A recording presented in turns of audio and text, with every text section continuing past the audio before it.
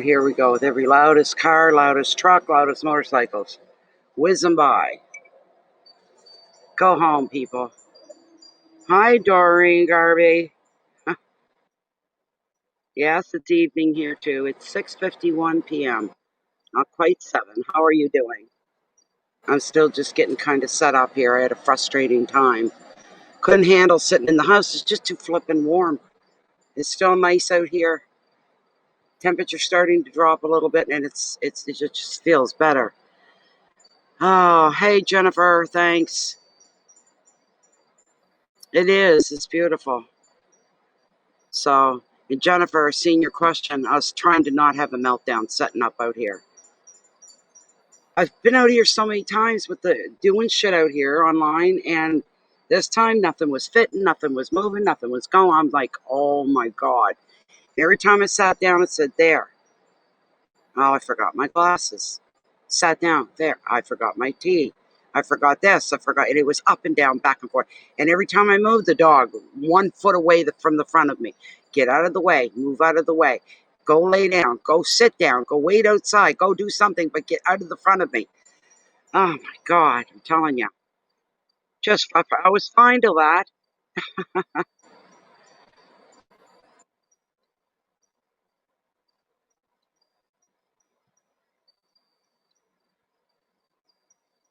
And I did need a store run, but that didn't happen today. So I'm pissed about that too. I'm joking around.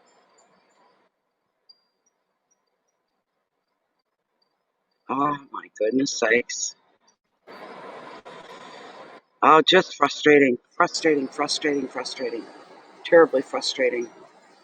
So, and the screen looks a little washed out. It's that time of day. There's still a bright sun out. So it looks a little, I don't know, funny looking. And yes, when it gets pitch dark, we'll be able to see a little bit better. I'll turn on the deck lights here, and that'll add some lighting. So, and it's hot, and I got tea, and I'm doing the psychological thing, drinking something hotter than the air. That way, when the air hits me, it'll feel cooler because I'm drinking something hot.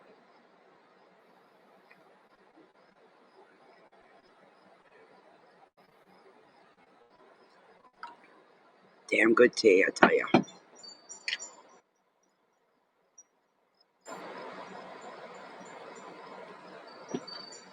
So, how is everybody on this beautiful Friday? It is a beautiful Friday. Well, it was anyway. It was. So,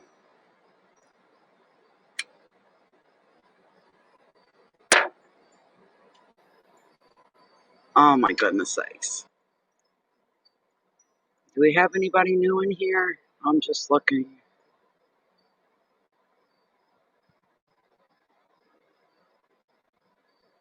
I just wanted to come on a little early because it's such a hot day. When it's hot all day like that, it tends to take something out of your energy. It kind of draining.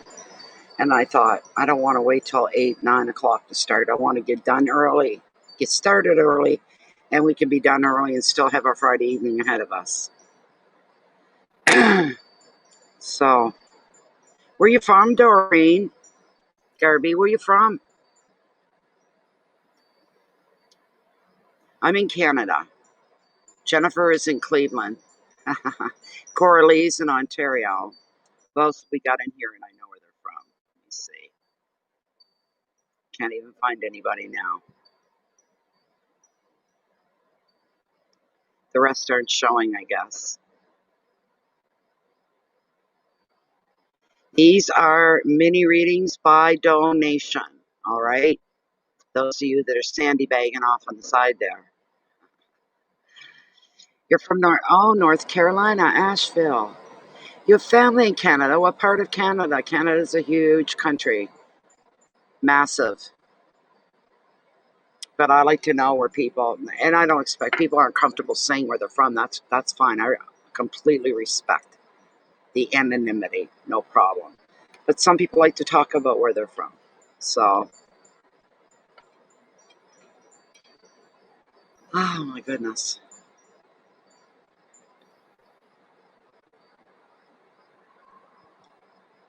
That tea is going to revitalize me, I hope, for the next at least 2 hours. Oh, Ontario. That's Ontario. I'm quite a ways from Ontario. I'm down in, you can refer to it as Atlantic Canada, the Maritimes. So I'm in the province of New Brunswick. I'm a 1 hour drive from the American border highway. So, and this way from the city of St. John's, about half an hour out the highway.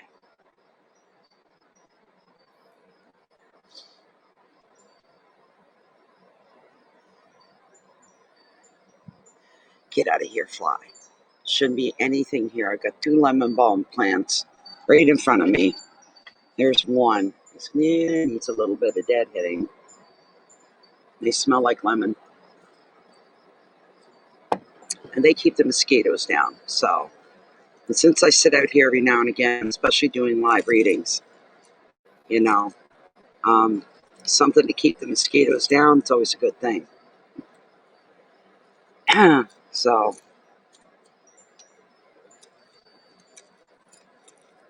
let's see. I get all the dead ones. There they go. This wasn't that many. Here we go. Let that go back to the soil. Compost it.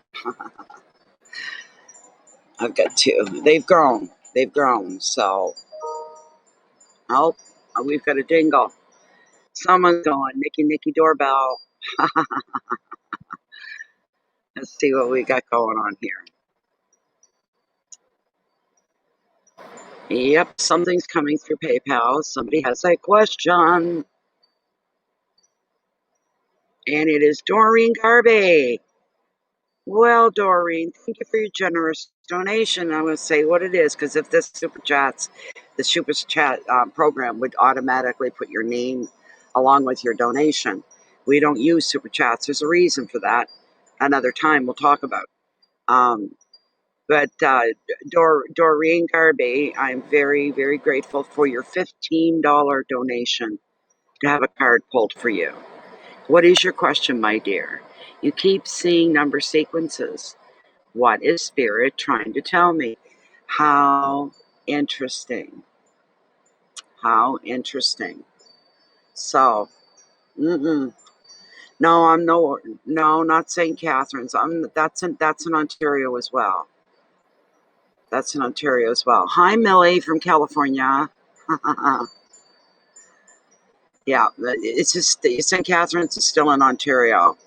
You have Ontario, then you have Quebec, the province of Quebec, then you have New Brunswick. And I'm way down in southwest New Brunswick, almost all the way to the Bangor state line, Calais, Maine. Yeah. It's number sequences. That's, I got asked a question in private. I don't encourage that. What I mean by that is on Facebook, somebody messages me, and I had like 3 this week. People asking strange questions I didn't really, well, one, I did not have the answer to, and her question was, what does it mean when your life and soul's journey is over, has ended? What does that mean? I'm like, geez, I would take it. That would mean I'm dead. That's my first, but I didn't answer her. I said, I'll post it in the group, and I don't think she's in the group because we've got a big, long thread on it, and she hasn't popped up. And I think I told her you need to look in the group. Not everybody that's a member on here at YouTube is a member on Facebook. There's a lot of people hate Facebook, won't go near it. But anyway, she's not responded or anything, so oh well. And there was one question that I really, really, really liked. So, and I can't remember what the answer was now, but anyways, okay. Number sequences. There's another friend of mine here in the group. She happens to be in Montreal, Quebec. And she's French and Italian. Known her for a few years now on Facebook. And she's one that takes notice. She sees a sequence of numbers, 5s, 4 5s, 4 4s, 7 1s. Seeing them all like in one day. She'd be out shopping, driving through. She would see all kinds. And she'd go, what does that mean? What does that mean? I would tell her, Look it up. Google it.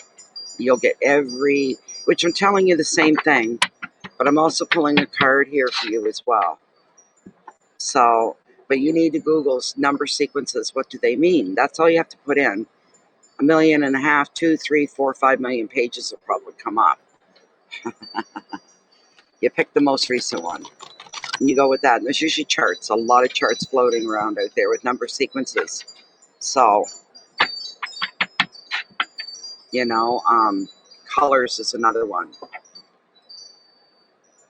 Multitudes of anything. You know, I just seen 5 spiders, you know, going across the deck floor or something. I seen one, and then there was like 2 together, and then there was like 3 came together, and you know, just weird things like that. Odd, questionable, interesting things. And you say, is there something to this, or is it just coincidence? So, here comes a motorcycle. I hope you guys don't get blasted. I don't know if you can hear them or not. Don't come to my house. It's slowing down.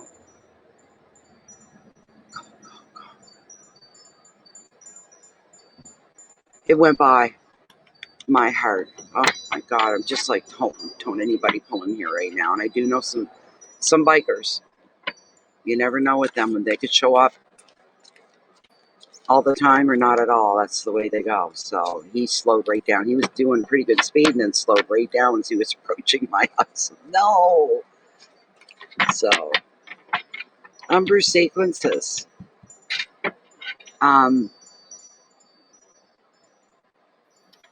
You dreamt of golden wheat. Isn't that nice? That's nice. Yeah. Okay.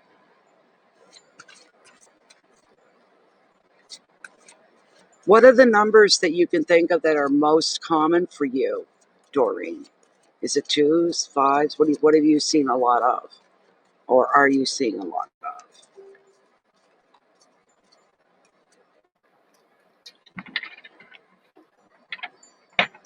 Oh my goodness, that's really nice, Millie. That's really, really nice. Number sequences, it's like the group has quite a few numerologists. So,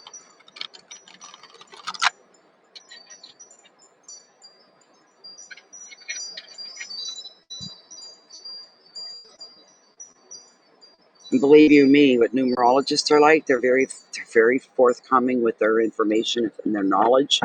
There's a numerologist in this group. During this question, somebody's going to jump in and say 3s, 4s, and 5s. Okay, within tarot, okay, first 3s. 3s, no matter where you see a 3, are very highly revered number. The number 3 always represents the Father, the Son, and the Holy Spirit. Very powerful in the second realm, even in the metaphysical. And in tarot, same thing, very highly regarded, highly revered number. Within tarot, the number 3 means high activity and a lot going on. A lot going on. So, I guess I got to put my glasses on.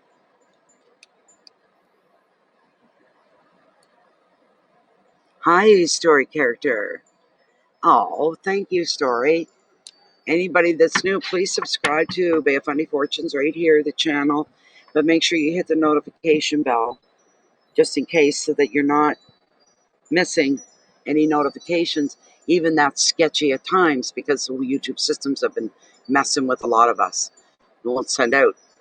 The only surefire way to know when Bay of Funny Fortunes goes live doing anything, monthly readings, whatever, it doesn't matter, is to join the Facebook group.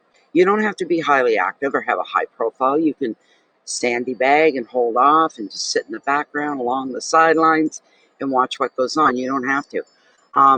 But when we have live readings, Jennifer, right here, Jennifer Launders, who is our moderator for this live streams that we do, she's always here.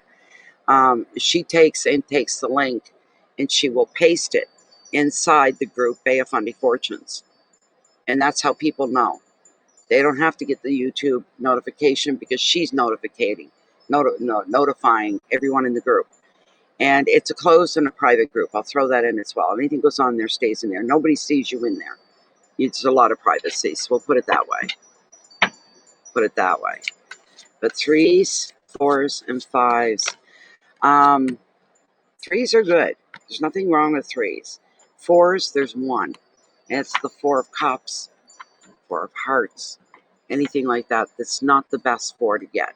The other ones, one common thing with the fours, Doreen, is no movement. There's no movement. It seems like nothing is moving, nothing's going on, nothing's moving forward, nothing's dropping below or slowing down or dancing. It's just everything stops moving, just stops. And sometimes it's a stillness, and that's a good thing. So, it's the way it goes. Fives, okay, I'll tell you quickly the story I experienced with the fours, and I used to like the number four, except that one. It's called the card of boredom. It's beyond things stopping. It's losing faith even and hope in your tomorrows yet to come, your life. I had the force, and I was suffering with something, and I kept thinking it's going to go away. It's going to stop. It's going to go away. It's going to stop. It's going to go away. Something physical on my body. And I said, it's going to stop, whatever it is. It'll go down. It'll go away, the whole bit. That day alone, talking about force, that day alone,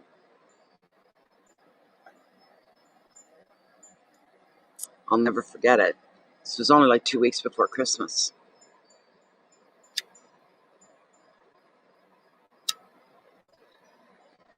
I'm a big Christmas person. I like the decorations, the trees, the lights, everything that goes with it. I'm the only one that does it.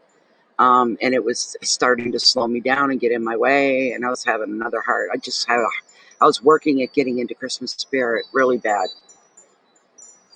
So that day alone, I had 27 number fours.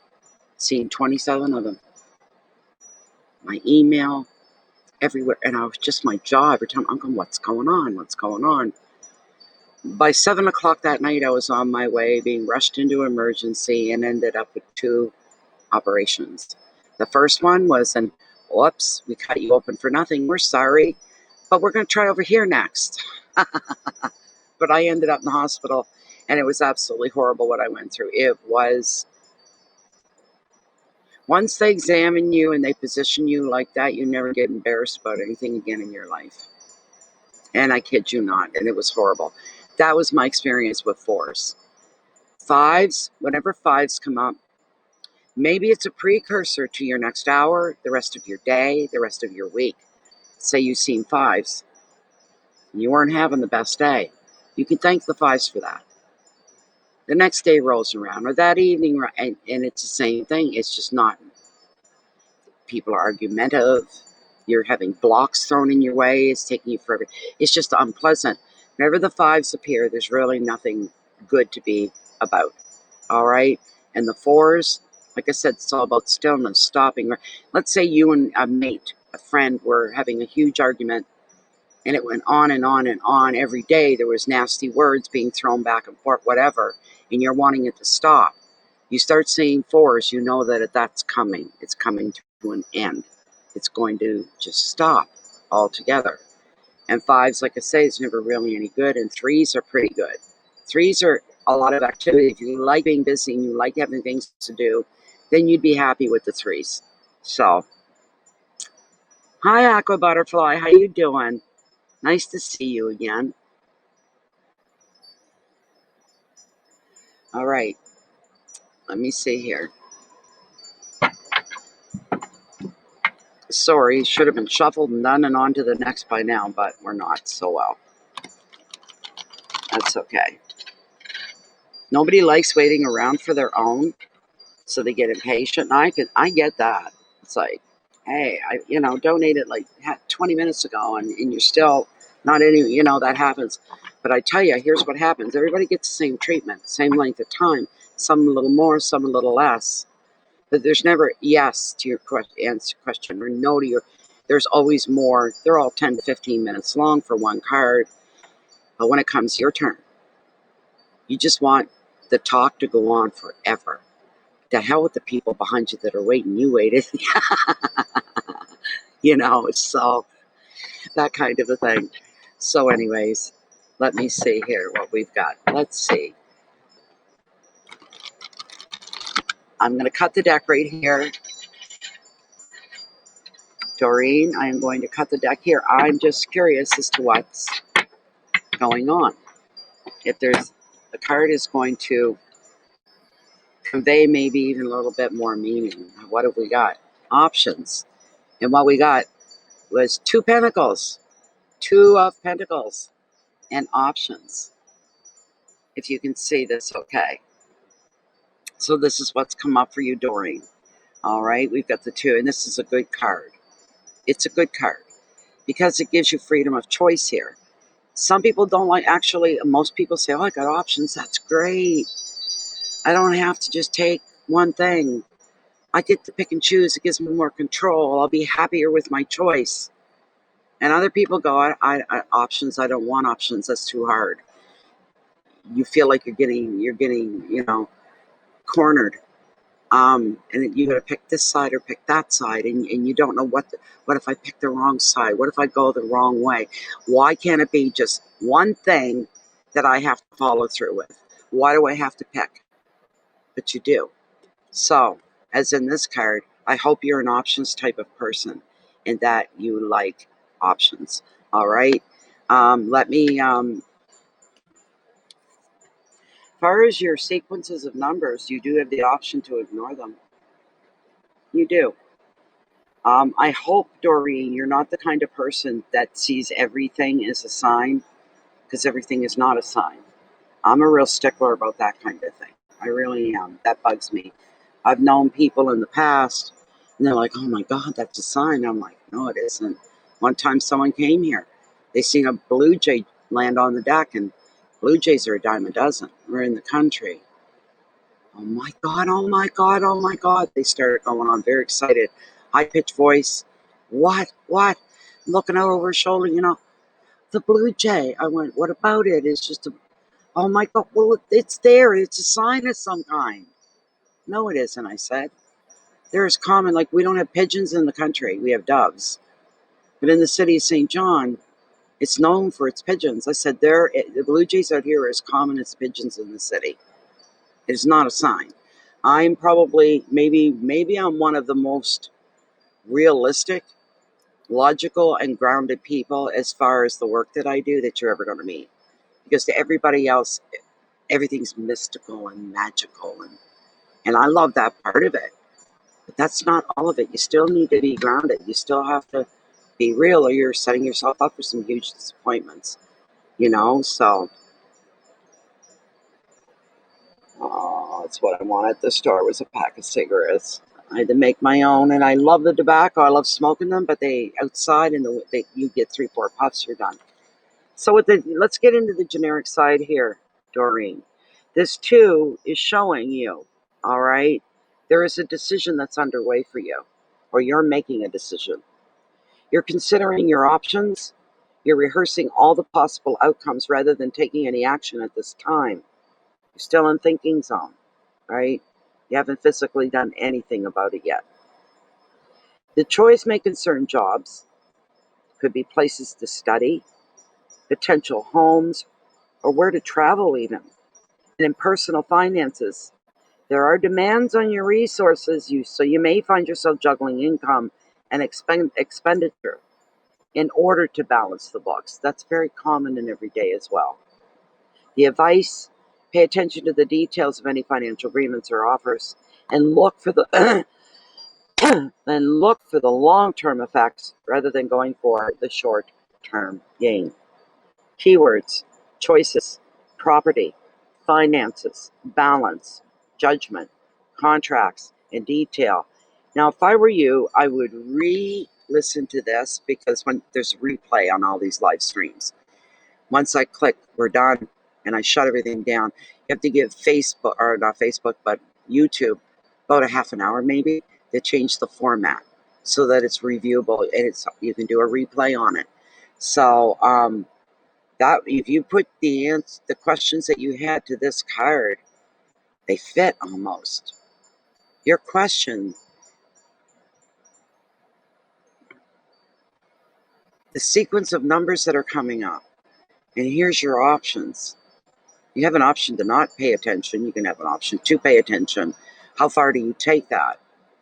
If it's all fives, what does that mean today? Where am I at today? You have to ask yourself so that it does resonate and it makes sense. And sometimes it's like, boy, it's like getting hit with a brick.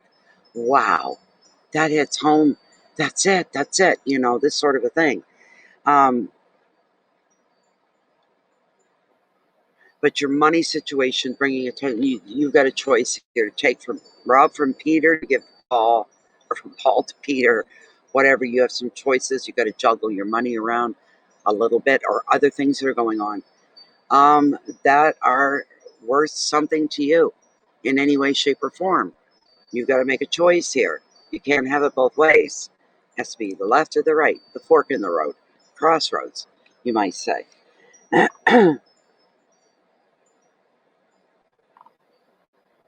And don't go for any quick fixes here. As the advice says, pay attention to the detail of any financial agreements or any offers.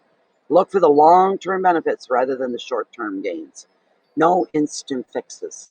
It doesn't work. Only in the moment. It doesn't improve anything. Everything still is as it is. No quick fixes. You'll end up losing.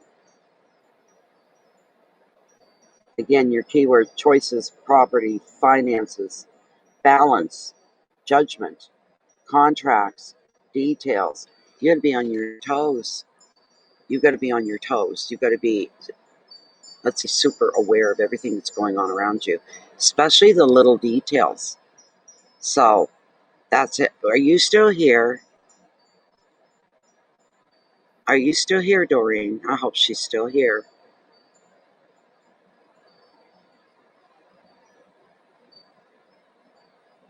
I had a hummingbird right in my driveway a while ago with a bottle of jam. Okay, Doreen. Millie. Her nickname is Hummingbird. So first time I've met her. She's from another city. So that's what it is. The numbers are trying, anyways, it goes without saying. And if you haven't thought of it, that's fine. But the numbers are being sent to you because they're trying to get your attention. What you need to do is familiarize yourself with the meanings, all right? Even to the point where you say, I seen 3 5s today. You go on Google, any address bar, and type in, what does it mean to see 3 5s all together? You'll get an answer. What does it mean to see 3 4s or 4 4s? 1 4 even. You know, same number over and over all day. Today for me it's 2s. Strangely enough, it's 2s. So,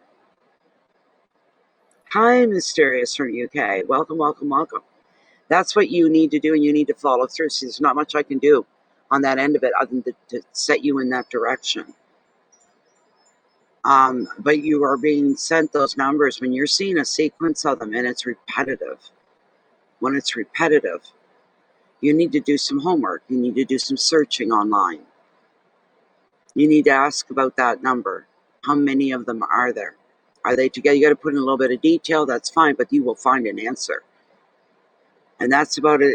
And then, like I say, financially, you got to tighten the belt a little bit. Having to rob from Peter to pay Paul, not rob from one bill. You give them a little bit, but not all of the bill that's due. So you can take that little extra off top to put on another one to keep them happy. You might find yourself going through that a couple times, but it won't be forever because you can't do that forever. You'll get on top of it. That's just thrown in there for your own good measure. But the number sequences, what do you think, generous, generator, Jennifer? Anybody else throw in their 2 cents here for Doreen? I think that she has to personally address each sequence of numbers to find out what they are.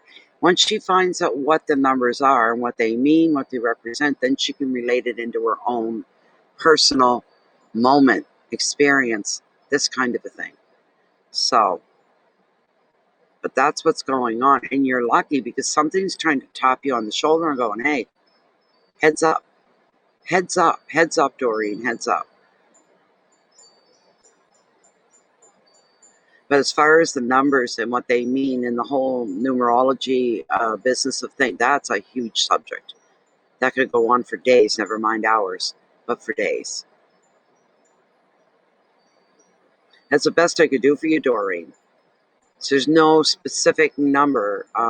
So like my friend Gina, she'd come and she'd go, I seen the number 15 6 times today. What the hell was that? And you see something like, yeah, there's something going on. But if you look and you're out somewhere, you see the number 12, you go on your business. In the back of your ear, there's this silly little voice going, oh, what did that mean? What did that mean? It didn't mean anything. It was just the address of a door. Number 12, did you see 4 or 5 of them? That's something. Just the one? No. You know, that kind of thing. You're welcome, Doreen.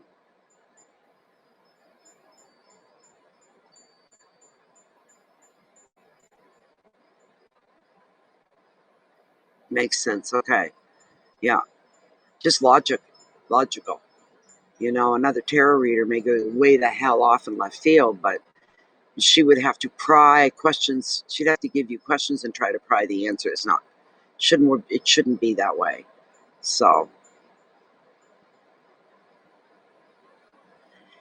exactly, Mysterious. So Doreen, if you can see what Mysterious wrote and what she just said, you know, that is it's definitely good to know what the numbers mean.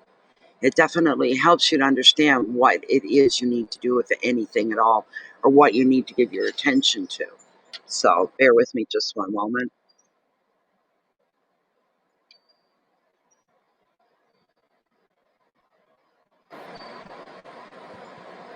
PayPal again.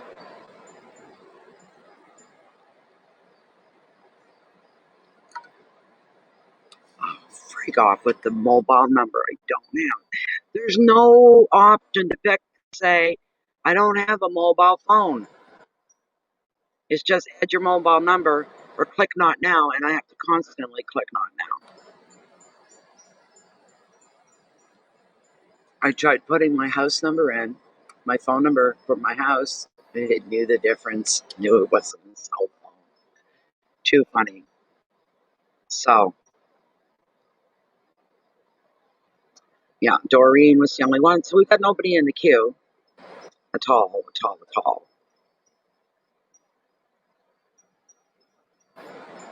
Hi, Angie Taylor.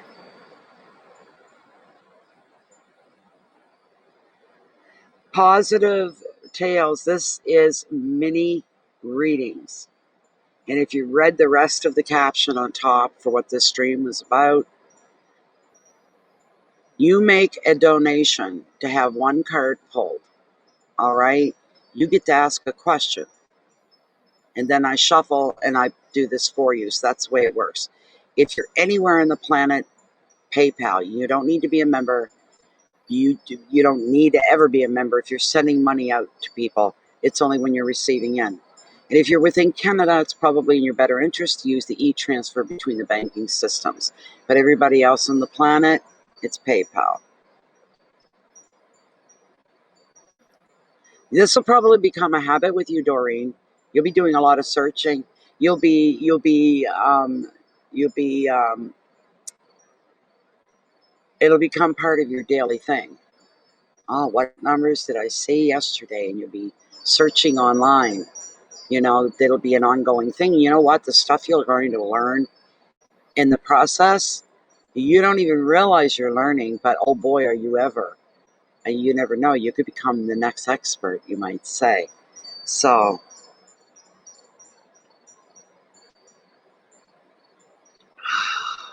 he's my lifeline today. Hello, darling. You can't come up on this chair. No, there's another one over there. Go sit on the other one over there. There's 2 of them. It's a rocking chair and a regular chair. Baby, you can't come up, my dear. You're not walking around on the table up here like you seem to think that you can. Mommy doesn't let you walk on tables at all. Do I? He ran right out on the road when Sarah He knows when I'm waiting for someone. I said, I'll go down in the yard and wait for Sarah. She messaged me. And I said, what are you driving? I'll know what to look for. She told me. So I said, okay, I'll be down in the yard. I'll be watching for you. I'll be out with Bear. And then she was driving by and the big wave, and she immediately hit the brakes. And she was going to back up, and Bear was just this black streak, just boom, right out on the road, and there's another vehicle coming. And I'm dying 20 deaths running behind him. Sarah put the window down. She was giggling and laughing her ass off.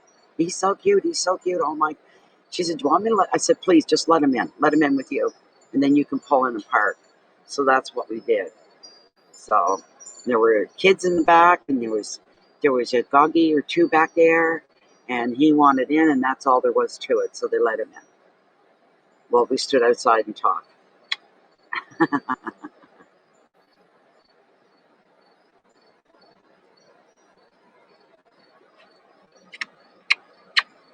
Who's my baby? Oh, it's my baby. That's my baby. Yes, she is. She's my baby. He is. It hasn't shown up yet. When you hear the ding, that'll be you showing up.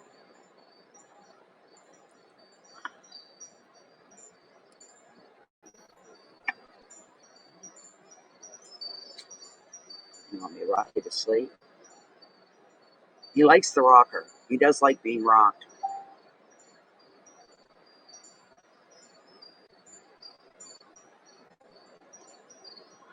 Did I hear? Yeah, I did. I heard another ding. Yeah, I know. I've had worse. Worse has happened.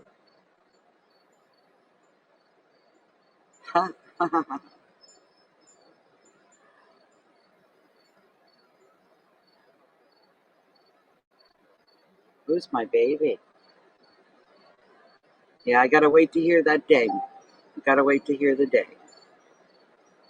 Ah, it's no big deal. Not a big deal. See, he likes it. What was that we heard? Did you hear that squeak? That sounded like a blue heron. You see how he's not fighting? He loves being rocked, and I can't sit and rock him all night. I can't do that. Baby, don't put your head down to get relaxed. I gotta put you down, honey. All right? Oh, he's trying to hold on to me. I'm sorry, baby. I heard a little dingle. Let's see what's going on.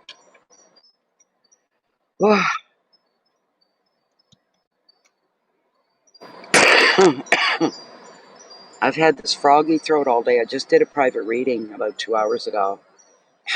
All the way through. All the way through. Just so annoying.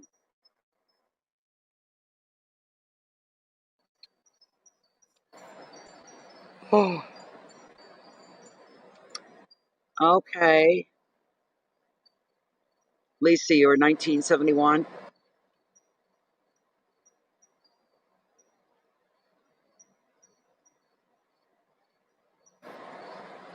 What's your question, Lisa?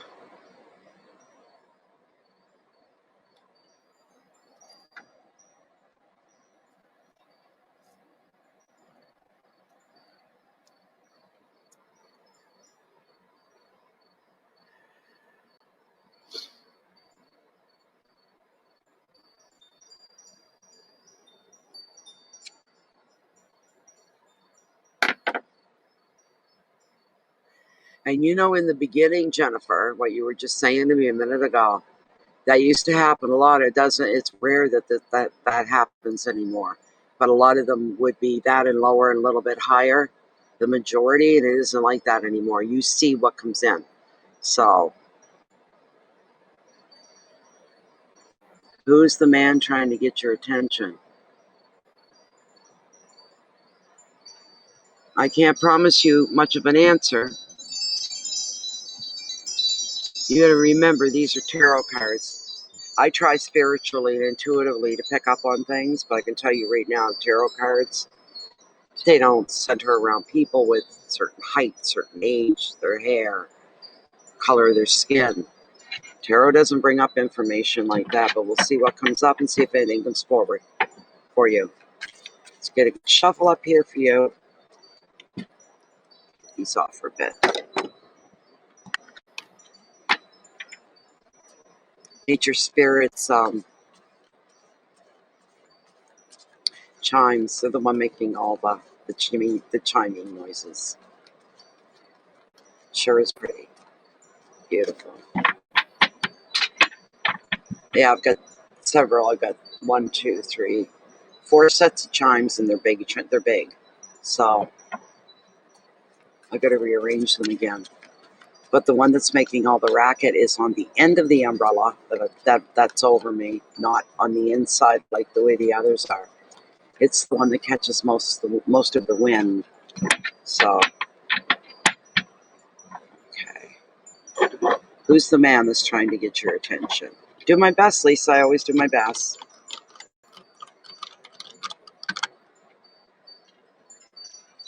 Older guy? No 20-year-old. This guy's older. He's mature. He's a full, mature adult. I'll cut right here. Hello, Kim. Nice to see you. We're fine. Okay. Oh my. Oh my. I don't know. I'm seeing a man, and I don't know if this is the man, but I'm seeing a man in his 40s, middle to late 40s. He's wearing a red and black flannel shirt that men like to wear sometimes. With another t-shirt underneath, of course. It's only buttoned to here. He's wearing blue jeans. It might look like work boots, some kind of work boots on his feet. Very clean together. He has dark hair, feathered cut, feather layer, kind of long to here, but feather layered. And right here, showing signs of gray. Right in the temple area, in about there. Just in the front. Nowhere else. He's got very, very dark hair. And in a rustic kind of way, he's very handsome, non-aggressive. Hold on.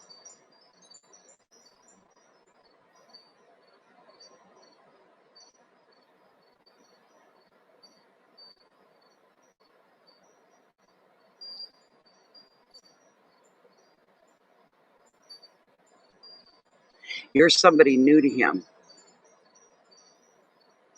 But that's what he looks like. You're somebody new to him.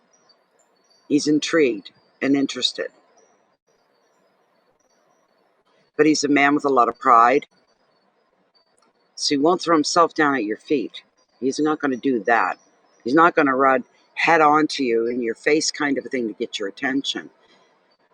His interest will come when he sees an opening or an opportunity for him too. You know, maybe you're at an outside stall somewhere where things are being sold. Maybe it's, tools, gardening stuff, something like that. He happens to be there at the same time. You ask for help from a clerk, and he gets in on the conversation. Do you see what I mean? You're looking for something specific. You ask help from the clerk. The clerk says, let me see. And this guy comes around and he says, well, I've got a better idea, excuse me, but I've got something that would, this kind of a thing. That's the kind of openings that he's looking for. We're going to find out here. Just one moment.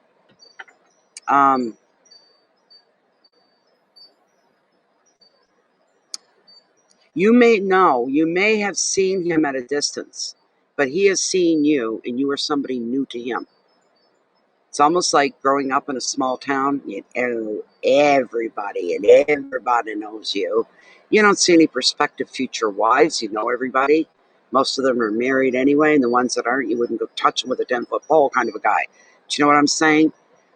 For some reason, you are new to him. He's intrigued. He's very, very interested. He wants to follow through with his hunch that maybe you two could get together. He wants to follow through with it. And he does sound handsome. Hi, Sally. What? Raining? There's no rain here. There's blue sky. There's some clouds. They were calling for 30% chance of showers later this evening. Well, let's hope it doesn't rain on our parade here. Don't say that, Sally. Sally lives in the city. She's a good half an hour away from me. Well, I'm glad I got my big umbrella, so the laptop won't get wet. What I wanted to show you here, Lisa. Hi, Aaron. How you doing? You just moved to a new town? Are you freaking kidding me? OMG. Oh my God. You're the new kid in town. You're the new fresh meat. But this guy isn't, and he's so intense. And he's doing every little thing that he can. He's not so much following you around. He's not doing that. But he may walk by your house, if he knows where you live, walk by wherever you're living at, or driving by very slowly, trying to get a pattern down so that he knows that maybe on Sundays you go to flea markets, and maybe one Sunday he shows up at a flea market. And again, you're inquisitive, you're talking, you're seeing things and doing, and he just happens to be standing by and offers his 2 cents in a very nice way. So, isn't that something? No, not a stalker. He's not a stalker. He's doing what most men do when they meet a girl. They do whatever they can to run into her. It's not stalking. It's an interest. It's an interest. When you look at your windows at night after dark and he's standing there, that's a stalker. You know, that kind of thing. Or the guy is everywhere you go, which means you're being followed. That's a stalker. So, you're going to the farmer's market tomorrow. Oh my God. This is too much, but look what I pulled for you. You're so lucky. Look what I pulled. What do you think of that? The star, the symbol of hope, the energy of hope, belief, having faith, kind of a thing. So, but this guy he's a town guy, like I said. You won't see him often dressed in polo shirts and khaki pants. He's a blue jeans of flannel type, but very clean, very well put together. And yes, he's very rustically handsome. Simple, that much. Now, I'm just going to read the generic side of one of my favorite cards, the star and the hope. And I smile, and I can't help it because I like it that much. One of my favorites. I just had it in my private reading. And I'm looking and going, why can't I get a poster of you? One of these days. I'm going to put it on the side of my fridge where I sit, my little spot, my table. Right there is one side of my fridge. It would look wonderful there. It would cover that yucky old fridge. Okay, Lisa, you worked through heartache and you worked through conflict, and you've understood the lessons of these difficult experiences and are now beginning to feel hope again. The more you place your trust in the universe to protect you, the more the star guides you towards happier times. The card, therefore, reveals personal growth through healing of past issues, that you can be free from old patterns of relating, old patterns of all kinds of stuff that the way you used to handle things, you're going to be free from. Free of old ways of relating and feeling. You'll be feeling much more whole, much more fulfilled in the near future. The star is also a card of creativity and offers great reassurance that you are on the right path, Lisa. So if you've been conflicted, suffering, or doubting your abilities, the star in your reading is a sure sign everything's going to be fine. The advice: follow your heart, respect your own inner knowing, respect your intuition, trust that the universe is going to bring you whatever you require, whatever you're going to be requiring For the next little while, the universe is going to provide. Keywords are creativity, dreams, intuition, healing, spiritual path, rebirth, and just like the magical Nine of Cups, wishes, wishes. And this is a beautiful thing.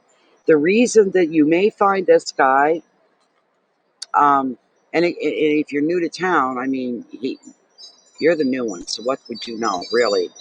But the men there are probably going to be a little more assertive than they would have been where you came from, where you just moved from.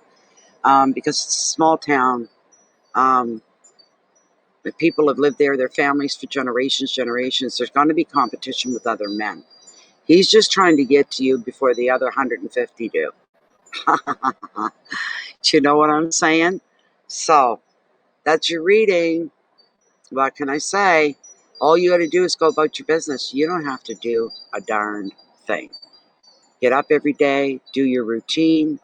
Going to farmer's market tomorrow, okay. Maybe put on a little light perfume, not too much. Guys like that don't like to be overwhelmed with heavy bouts of perfume. A light touch of makeup. Make yourself look like a natural beauty. Little touches of makeup, maybe throw a curling iron through your hair, fluff your hair up a bit. Wear some nice regular clothes that are comfortable. Look down to earth, look earthy, and feel comfortable with yourself. Chances are you'll see somebody like that and you'll make eye contact. You're very welcome. You're very welcome, Lisa. Now I have to look and see if there's anybody else in waiting. Let's see here. Good luck to you.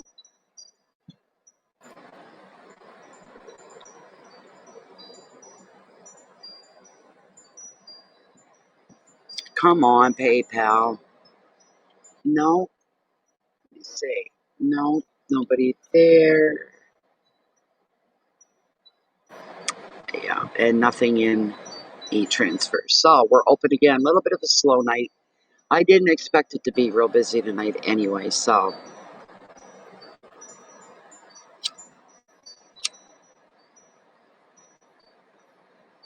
But I thought to myself, I'm going to go on early, so that way we're off a little earlier. We don't run any longer than 3 hours. That's the limit. That is the limit. I don't go.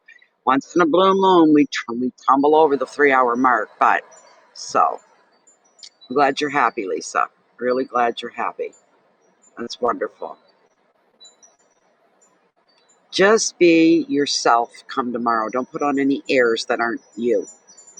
And keep the touch with your own dressing light and casual, you know, your hair casual, makeup light, enough to just bring out your features and your colors, this sort of a thing. So, and don't go heavy on the cologne or the perfume.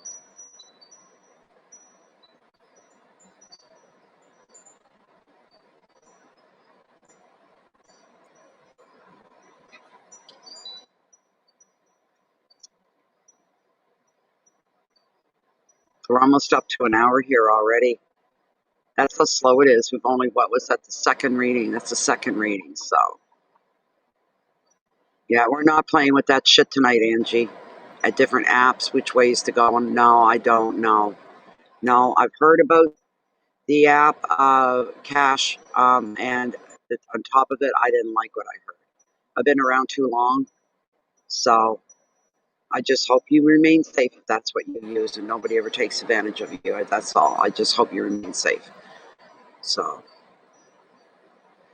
and nothing's better than for me than PayPal's wonderful. I've never had one damn issue with PayPal, and I've been using it for 4 years. Not one single issue. Nothing. Except now it's a little slow to load because they've changed my internet speed. I guess they had to sacrifice something in PayPal it was, but it's okay. So, and that stuff just pisses me off and it wears me out. I did my research on Cash App because everybody's going, Cash App, Cash App. And I'm like, you're all fucking stupid. I'm sorry, Angie. I'm sorry. It just came out. Because I can see so easily people being hacked and interfered with when it comes to the Cash App. Maybe you've been safe and you've been fine, but I don't trust it myself. You clean houses, it works better for you. That's good. That's good. In Canada here, we don't have to use PayPal. Not when it comes to live stream. What we have to do is we use e-transfer. It uses the banking system, you know?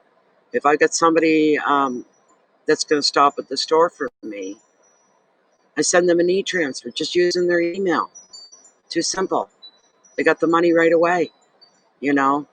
For my own, I do direct deposit instantly. There's no need for security questions or anything.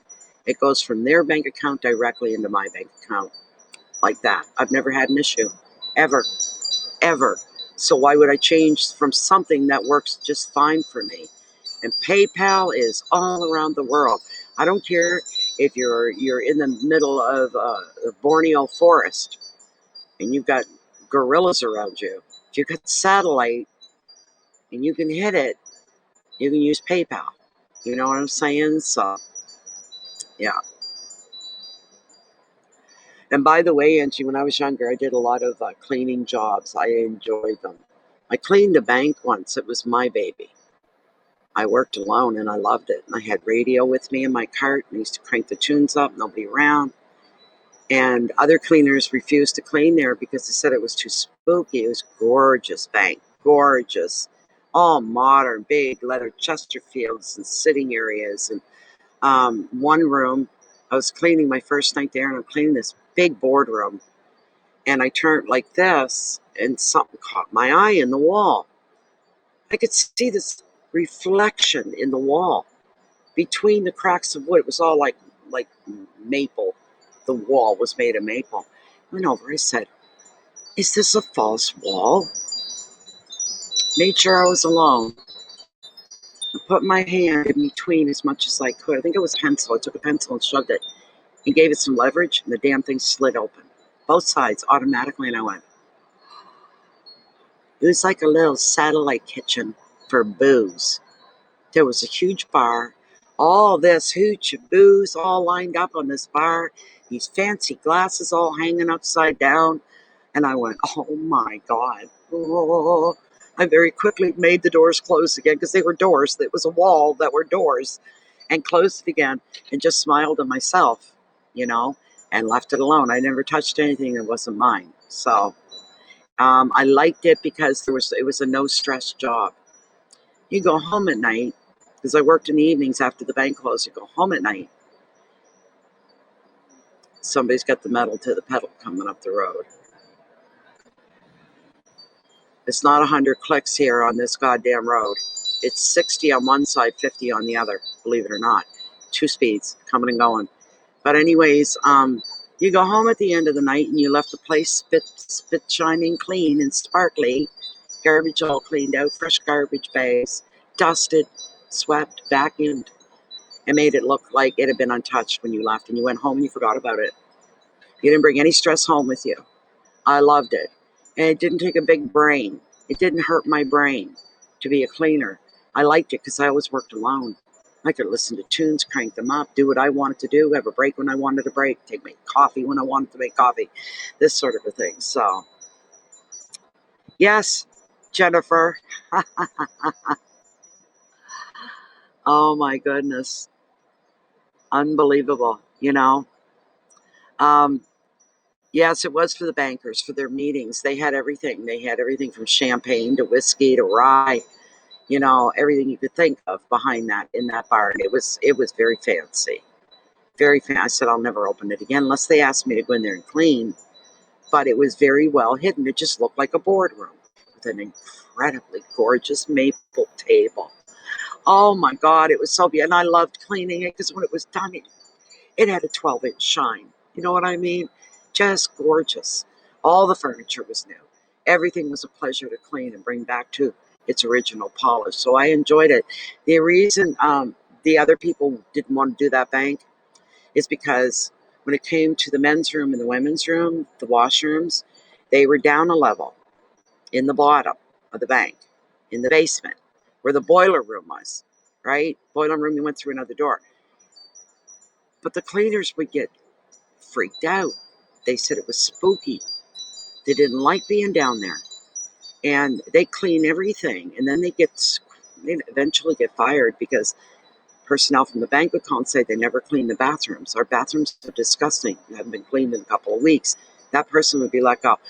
And it was different for me. I went down, I did my job, sparkled everything up, and left. One of the bank managers approached me one day and said to me, I just want to say thank you. Everybody just loves you here at the bank because you clean the bathrooms. I said, well, yeah, it's all part of the job, you know. And then she came at me about, I don't know, a few days later, a few evenings later, she was there. And she said, have you ever thought of your future? Because I was only like 19, 20 at the time. You thought of your future? I said, well, I've got dreams like everybody else. What are they? She said, do you ever think of working in the bank? I said, no. I have a phobia with numbers. I would never be good in the bank. She said, I can train you and you can quit this job. I'm sure you're doing okay, but you're not making that much money. It's a cleaning job. I can pay you probably 3 to 4 times more than what you're making. I will train you myself. I got a good feeling about you. I turned her down. I was scared to death of numbers. And I said, if you see me around numbers, you think I was half simple, half mentally retarded, half something that I wasn't all, that's what you would think. But I have a phobia with numbers. I always have. So I am not a numerologist, nor am I an astrologist. That stuff all has to do with numbers. So I don't. But I've always liked cleaning. So, hello, God's child. Welcome, welcome, welcome, welcome. Yeah, I always did. I used to say such a stress-free job. The only ones I didn't like doing, and I was good at it, I was really, really good at it, was the cleaning hotels. But I really didn't care for it. For one thing, you were never really alone for very long. There'd be somebody coming and checking on you and breathing down your neck, checking your work. The white glove, yeah. A little, the dental tool with the long chrome thing with a mirror on the end so they could see around. In a toilet, they could hold it like that under the rim and see if you got all the little holes where the water came through, if you cleaned them properly. I mean, it was extreme. So you had to move furniture around, all kinds of stuff like that. But I liked it. I really, really, really liked that a lot. I like bartending. I bartended as well. The reason I liked the bartending, I had 2 great big speakers behind me. They were blasting the best music in the world. So I was always in a good mood and bouncing around behind the bar and dancing and grooving. And customers come up and they'd be grooving with me. And we were popular. We had lineups outside of the place. Long lineups, people waiting to get a table. So it was a lot of fun.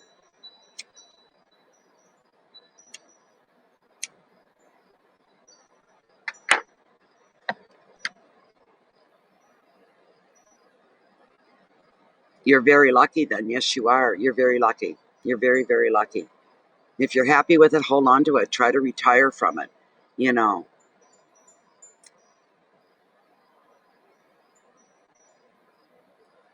yeah.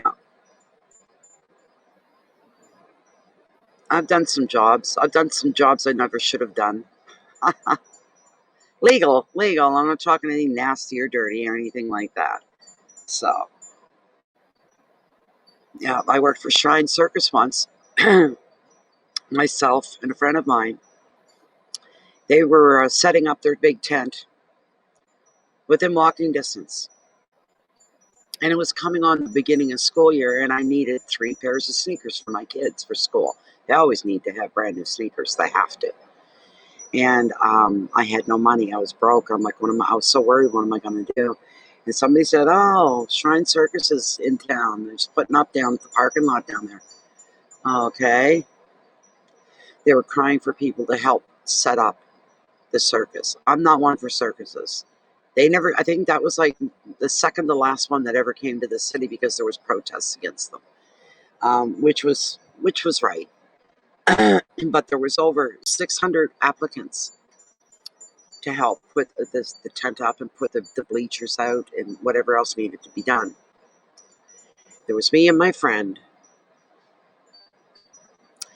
and 598 men applied for this job. My friend was a strong girl. She was tall and built, Amazonish. I was just this short little thing, smaller than I am now. I said, if I can get one night's work in, One night, if I can get through one night, that'll be good for me. I'll be able to buy the 3 pairs of sneakers for the kids. We were so soaking wet at the end of it. I had a pack of cigarettes in my back pocket of my blue jeans. When I went to pull them out, there was nothing but a shower of tobacco and paper everywhere. They were soaked right through the package. We took our sneakers off and our boots off, and we walked barefoot. Took the socks off, and we walked barefoot from there to Tim Hortons coffee shop, and we went in there, and the girls behind the counter were like, "Where the hell were you two at?"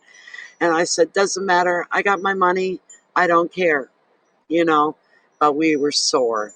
There was an older gentleman going around, and he was like surveying everything going on. And when we went in to collect our money, the guy was standing behind the desk with the person that was doing all the payroll. And he leans forward to the guy and taps him on the shoulder. He said, "You see these two ladies?" Yeah, the guy says, "Not hard. They're the only 2 females here among hundreds of men." And the man said, "Matter of fact, now that you mention that they're the only 2 ladies, they put 80% of the men here to shame." And we did. We were carrying great big things on our shoulders. It was unbelievable. It was an experience. I wouldn't want to go back, though. No. Hi, Daisy. How you doing? Well, my kids are everything to me. So, I mean, I would do whatever it took. I wanted them to have, because it's a list. They come home the first day of school. Well, all the things are required that the parents have to pick up for the kids. What kind of books? How many books? Pencils, pens, that kind of thing. And sneakers is always on the list. So, but it was an experience. It was an experience that we were never going to do again. We got to work in a circus. And I actually walked by a couple of the big cages with the tigers, seen the one elephant, and they had him, the ankles chained to the ground. And I stood in front of the elephant and I made eye contact, and inside I was saying, "I'm so sorry. Oh my God, here you are on concrete and you're chained. Oh my God, this is awful." I wanted to cry. My heart ached, and I thought about that elephant. I still do. To this day, I think about that elephant. You know, the tigers, we were told, stay away from those cages. Don't you go near those cages. I had no intention on going up to any tiger. Tigers were harmless. We walked back and forth in front of those cages because we had to so many times. And they would be there licking, stretched out and sleeping. They'd see us, open their eye, oh yeah, close their eyes, go back to sleep. Just great big kitty cats kind of thing. They had monkeys. Those you had to be careful. Those are the ones you were really drawn to, but you couldn't go near them, because I was bitten by a monkey once. Never forgot it. So, but the things we do for jobs, when you gotta look, it doesn't matter what you do for a living. What matters is your paycheck. That's the only thing that matters, is your paycheck. It's pretty simple, you know. So as long as you're not breaking the law, pretty simple.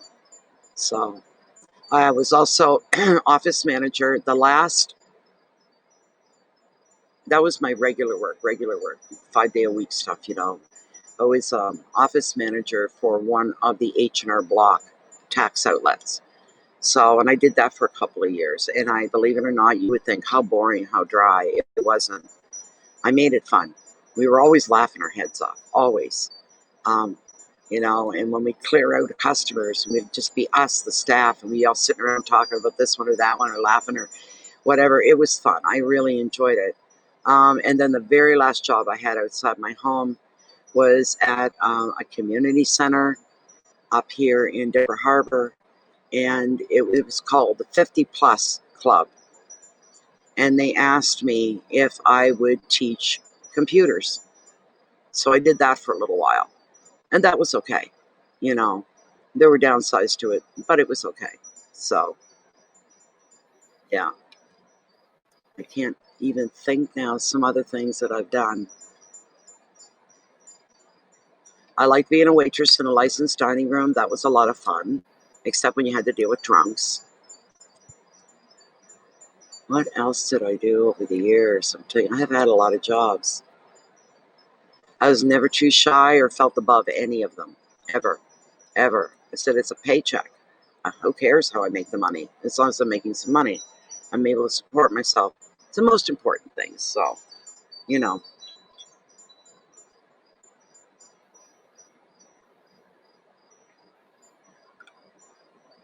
I can't believe it's this slow for a Friday night. That's okay. I got time to kill.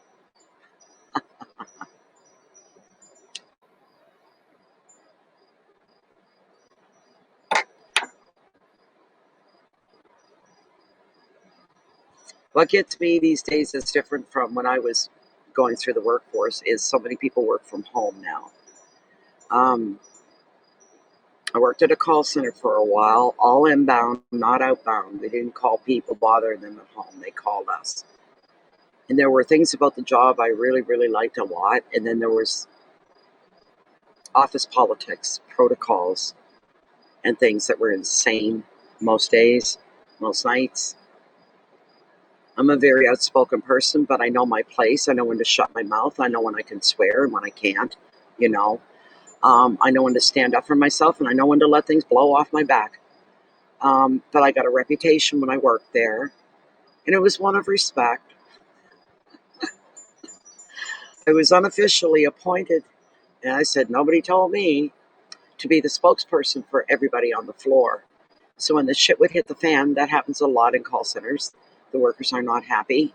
Something is going down and they're not happy. So they pull their plugs and say, we're not there, we're not answering the phones. And I would hear my name called. There'd be 5 or 6 of them all sitting together going, Natalie, go in there.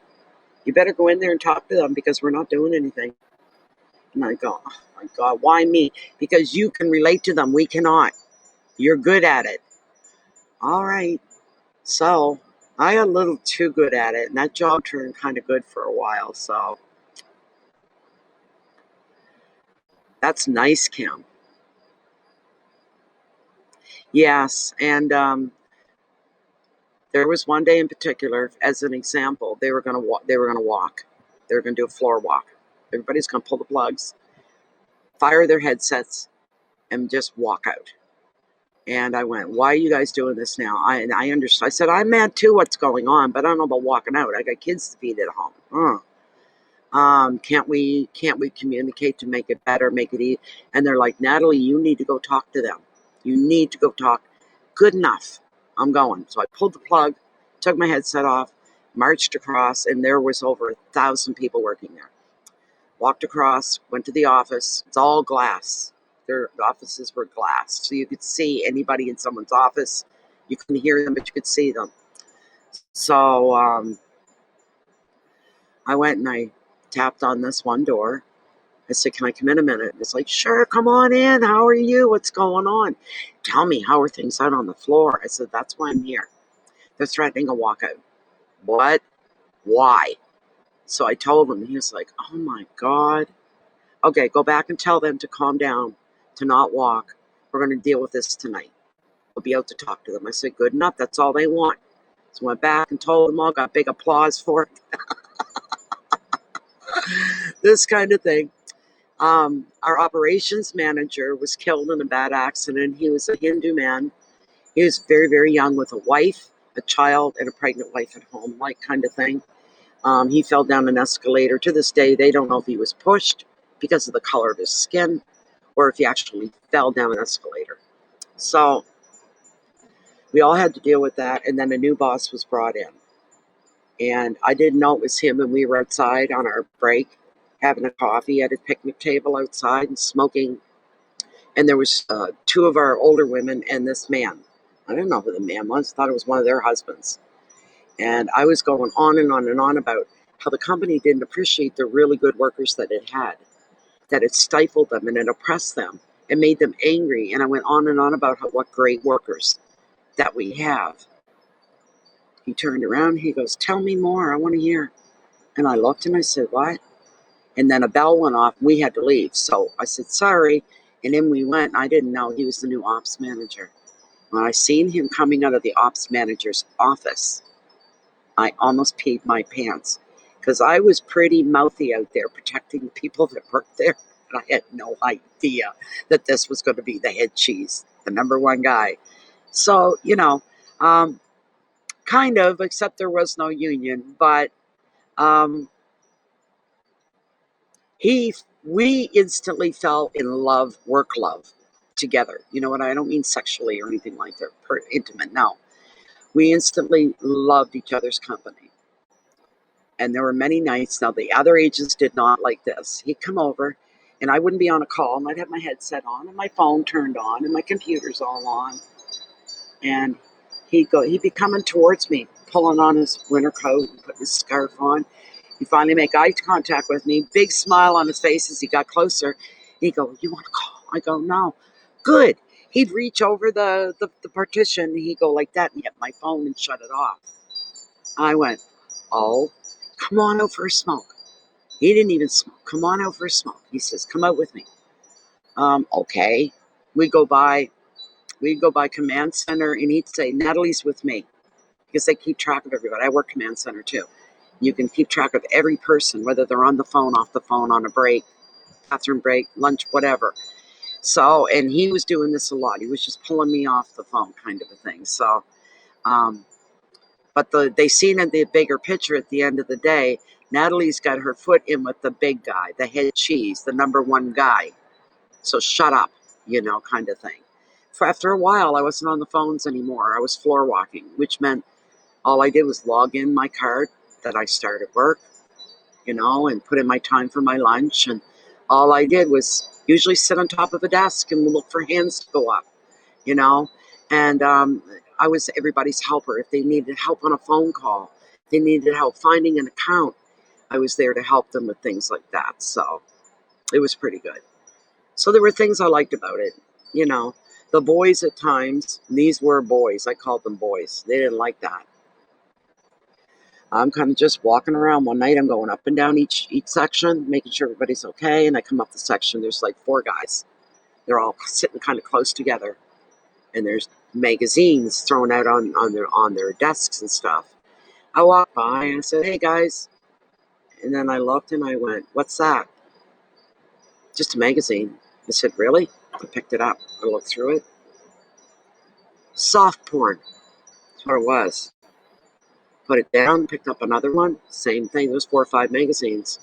I stacked them up and I said, "Guys, listen to me right now." And I don't care if you're on a fucking call. You listen to me right now. Get rid of these magazines. If you don't, I will. I'm going to come back here again in a little while. They better not be out here in the open. That is unprofessional. I said, it doesn't belong here. You're working with a bunch of women and you're sitting here looking at pornographic magazines? Really? I thought you guys were smarter than that. Learn to be discreet when you're doing something wrong, for Christ's sake. Get rid of the magazines and do it now. Were they ever mad at me? They were furious. I come back up a couple hours later, no magazines, and they're all sitting there with that pinched look on their face. Type, look at me, give me dirty looks, I'll bet. So I don't care what you do when I'm not here, but when I'm on, none of that shit's going on. Just that simple, you know. Interesting, very interesting. So, but overall, did I like working at the call center? No, not really. And I was there for 6 years, and then my health started to go. My hip went on me. I had to have the replacement then. It was never the same after that. So it was one thing after another. But what are you gonna do? I've done a lot of babysitting jobs as well, and they're some of the most challenging. They really, truly are the most challenging of all. You're dealing with the safety and the benefit and the well-being of somebody else's child. There's nobody better than the mom, the dad, the whole bit. So, and it was exhausting for me. After a while, I got out of it. I did house cleaning, personal house cleaning for people. And one lady thought that she was going to share me with her friends. And the only reason I gave her a great deal, and it was super deal, super, super. It was so, I might as well have been working for nothing. And did her ceilings and her walls because she was older. She couldn't do that kind of thing. Um, and then would rush, this being the middle of winter, no car. I'd be soaked through the skin. And it would be like, minus 18, minus 20. And the school for my kids wasn't far. I would leave that cleaning job, walk out, walk to the school. By the time I got home, my clothes were frozen solid. And did this day in and day out, day in. But she thought I was going to go do this for a friend. "Oh, I told a friend of mine that you would clean for her." I went, "Really? How much?" "Well, same as I pay you." I said, "No, no, no, no, no. And you need to ask me first before you say anything to anybody else. I'm not to be passed around like I'm property, you know?" So, but anyway, I know I got some other good jobs. I'm just not thinking about them right now. Not thinking about it. But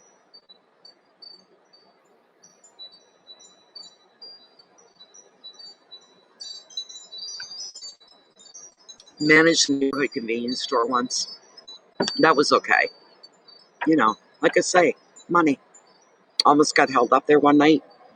This strange vehicle, because it was all glass like this window.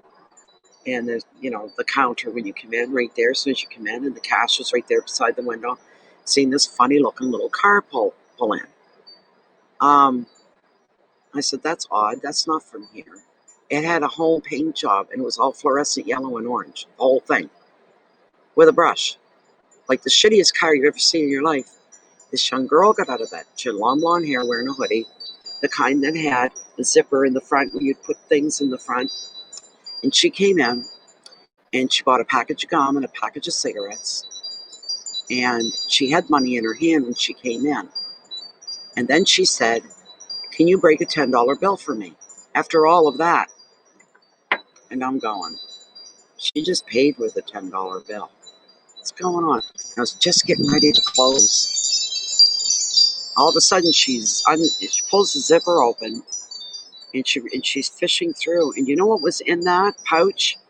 It was just a very thin hoodie type of thing with the pouch in the front. There was a handgun in there. And she started getting weird on me. Here's the weird thing about her. She was highly identifiable. She sounded, when she spoke, exactly like Jodie Foster. Exactly like her, and even looked like her. I'm like, wow. I said it to her, you sound like Jodie Foster, and you even kind of look like her. Oh, like that. But I found it odd. Why are you asking me to break a 10 when you just paid with a 10? I started slamming things around when I realized, I said, she's planning on pulling that gun on me. I got 3 kids at home. I don't fucking think so. Because I'll douse her with something before she even gets that gun out of her pocket. And I started banging things around, slamming things around the whole bit, and then standing behind the counter like this going, is there anything else? Is there anything else I can help you with? No, that's it. That's good because I'm closing now. Went right out around the counter, right behind her, let her out, closed the door, locked the door. They left. Now, that was at one corner of this block. I lived at the other end of the block. In the middle, there were no streetlights. There was a dark spot. So finally, I'm done. I set the alarm, close, come out, lock, and I'm walking home. And here comes this little car. Pulled right up on the sidewalk, right in front of me. And I said, they're not going to do this. Did they think I'm the store owner and I carry hundreds of dollars home with me every night or something? I said, I'm going to walk with purpose. I asked the universe to protect me. So I continued to walk and walked right by their car. They were arguing. And she was going, no, I'm not. No, I'm not. And he was yelling at her. He was trying to get her to get out, take the gun to me, and take what I had. And she wouldn't do it. She would not do it. Thank God. When I got home, I called the cops and told them what happened. And I said, I don't want to hear no more about it. I don't want to be witness. I don't want court. I don't want anything. I'm telling you what they were going to do. You're going to find their car, no problem. Describe the car and the 2 people.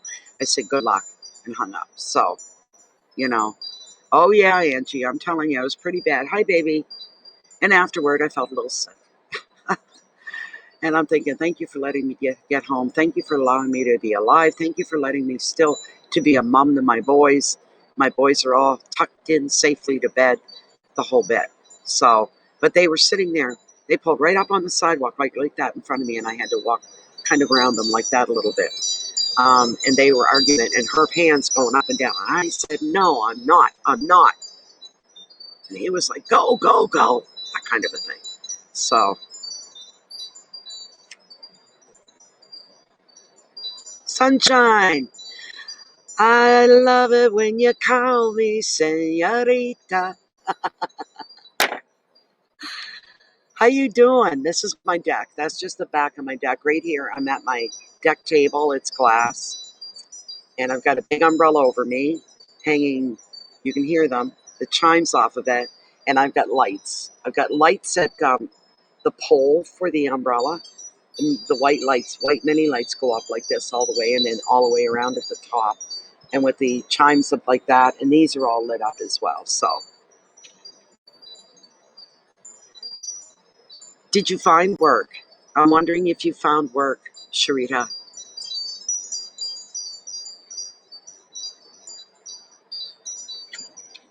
I know, they're nice. The last one I got was, what was it, a week and a half ago, something like that. And it came from, where's she from again? Jennifer? Is it Nevada?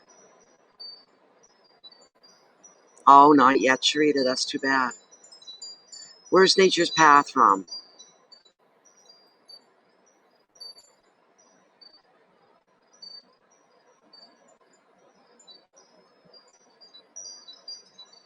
Vermont. Vermont. Okay. So, yeah, the latest chimes are from Vermont, from Nature Spirit. She's a member of the group here. And it's of a hummingbird. And the wings, the eyes, the body, the tail, it's all stained glass.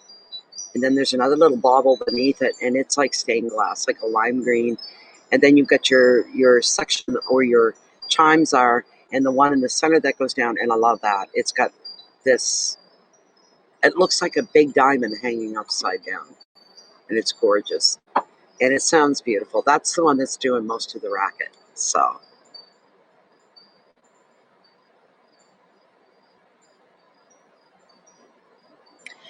you're open for a clue. So I wonder what it is, Sunshine, that you're thinking about starting your own. It does sound like Angels is beautiful. It really is pretty. I just sit and look at it. It's right there. There goes the wind, moving the umbrella again. These ones are dingling too. So there's two of them here, and they are called Catherine Clark. Anybody local will correct me. And what they are sculptures of mansions that actually exist. Right? That's what they are. They're mansions. They actually exist. They're heavy. And then they've got all the chimes and everything coming off of them. I do have another hummingbird one over there too. So, and a piece of it fell down. It fell off the bottom part, the ball part at the very bottom. Well, it was right there. I don't even see it now, but it was there. So, it's hard being part of the corporate world. You usually have to go through intense training for the corporate world, and you have to say a lot of yes, sir, no, sir, yes, ma'am, no, ma'am, excuse me, speak when spoken to, become invisible when you're not meant to be there. You have to shut your mouth. You have to follow protocol. It pays big money, though. The money that they pay you is more for loyalty than it is anything else.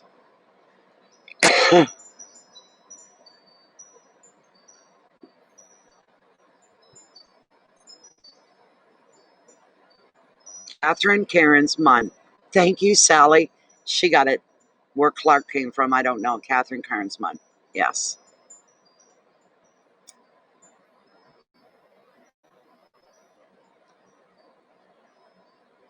Yep. I hear you, Sharita.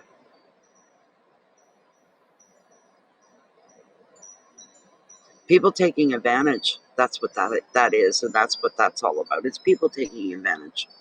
So,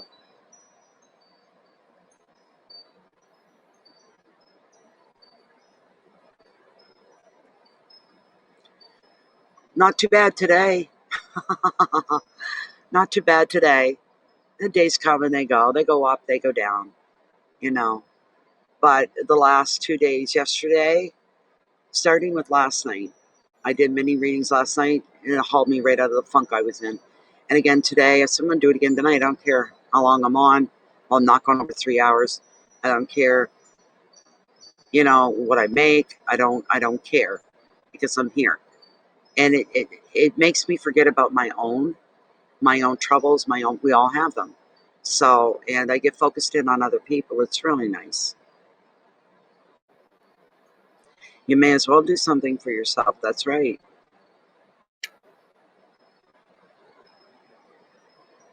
So, I hate to mention it because we were talking just about this kind of thing, working and stuff. What about call center work? You might be able to do it from home, although you'll be feel like a dog on a leash, literally, all day, kind of thing.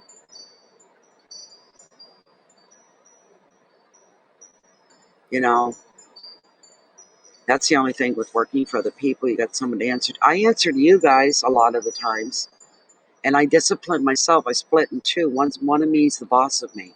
One of me is the subservient that has to do as I say. I had my first job at 11. You'll never guess. You would never guess what the job. It was a real job. You would never guess. Hello, hummingbird. Want to be on camera? Come on, pretty girl. Aw. She was right there, just in the back of the camera, looking at me. So, are you really, Daisy? Oh my goodness. Thank you, Sally.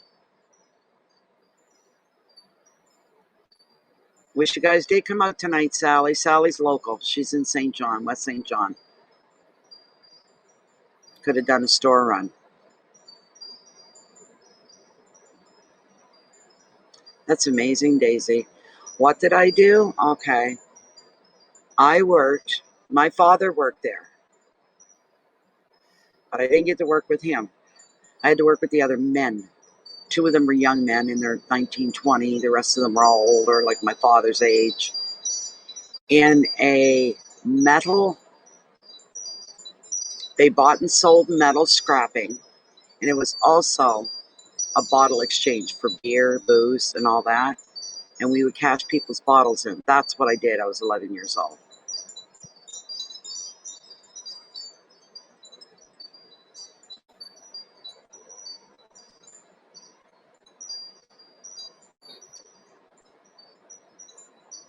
That was my first official job. I was 11. I was already babysitting for neighbors at that age. They all thought I was 16, and my mother told me, "You're lying, tell them you're 16 if they ask how old you are."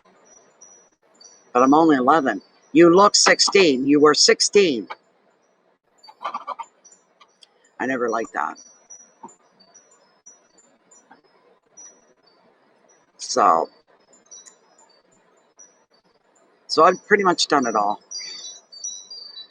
I've had jobs where you get downright dirty and sweaty and grungy, and other jobs where I had to dress up. So, a little bit of everything. But I do this now. The mini readings are my bread and butter. They really are. I get a little check that I paid into my whole working life called the Canada Pension Plan.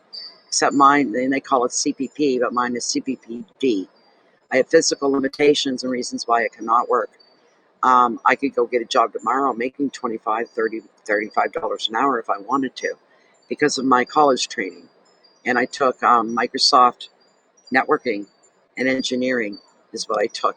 2.5 years of college. I took that course, most expensive course that a person, come on up, a person could have made. Come on up. You can come up. I'm not dealing or shuffling. Come up, sweetheart. There you go. I don't mind if you get up and I'm not busy. So, yeah, 2.5 years of that. And let's say I got a job working at the main hospital and their systems, their communication systems, their internet, their everything to make sure that everything runs. That job would only top off to $60,000 a year. But if I went and made that hour drive across the border to the US, my starting pay would have been $120,000 a year for the course that I took. So,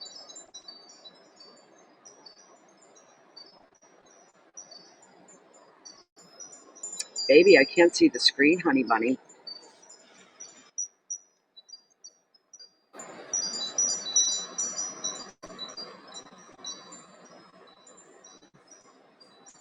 Well, I have no, I don't. I don't keep track. I don't keep track, Angel. I don't. I've got my subscribers that I can track and see how many there are, but as far as the people that are helped. So,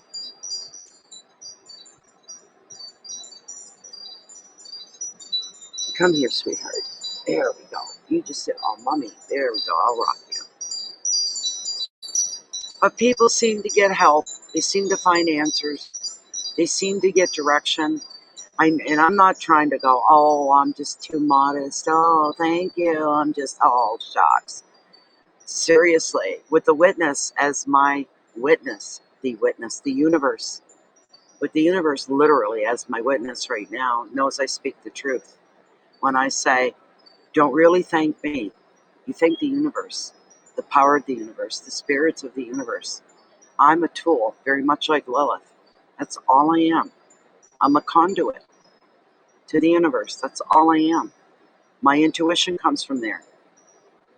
I can't take credit other than physically being here, moving the cards around, and conveying the meanings to you. And what comes forward as well. The one we did, think it was the first one, the night was with Jennifer. She said, who is this man that's trying to get my attention? That was cool.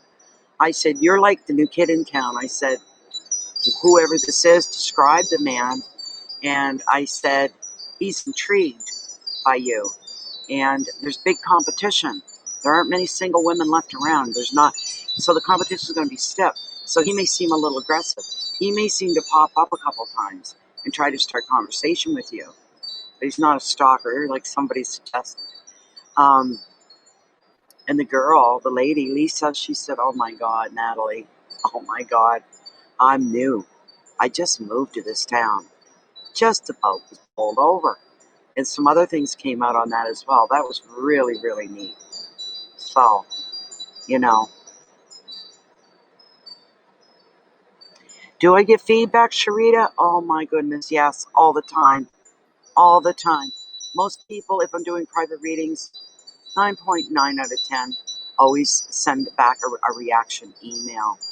And if they say, well, I didn't know what that was or who that was, but I'm sure, I'm like, good, I'm glad they're being honest. But for the most part, they'll say, I know who that person was. And I know that place. And oh my God, how did you know this? How did you know that? And it's not me that knew, it was Spirit that knew, you know. But yes, I get a lot of feedback that way, Sharita. I do. Yes. Okay, baby. Hi, Rhonda. I'm fine. I'm fine. My best time in the last 2 weeks was last night. I did mini readings and I started feeling better, forgetting about my own troubles, scares, and problems. And I thought I'm going to do it again tonight because I don't want to be here. I didn't want to wait till like 9 or 10 o'clock and be here till midnight. I didn't want to do that. I mean, I'm not the only one. Jennifer's here, and I got to think about her too. And she's got her hubby there, Tom, with her. I don't like interfering, so I said, you know what? The earlier I go on, the earlier we get off. So, you know.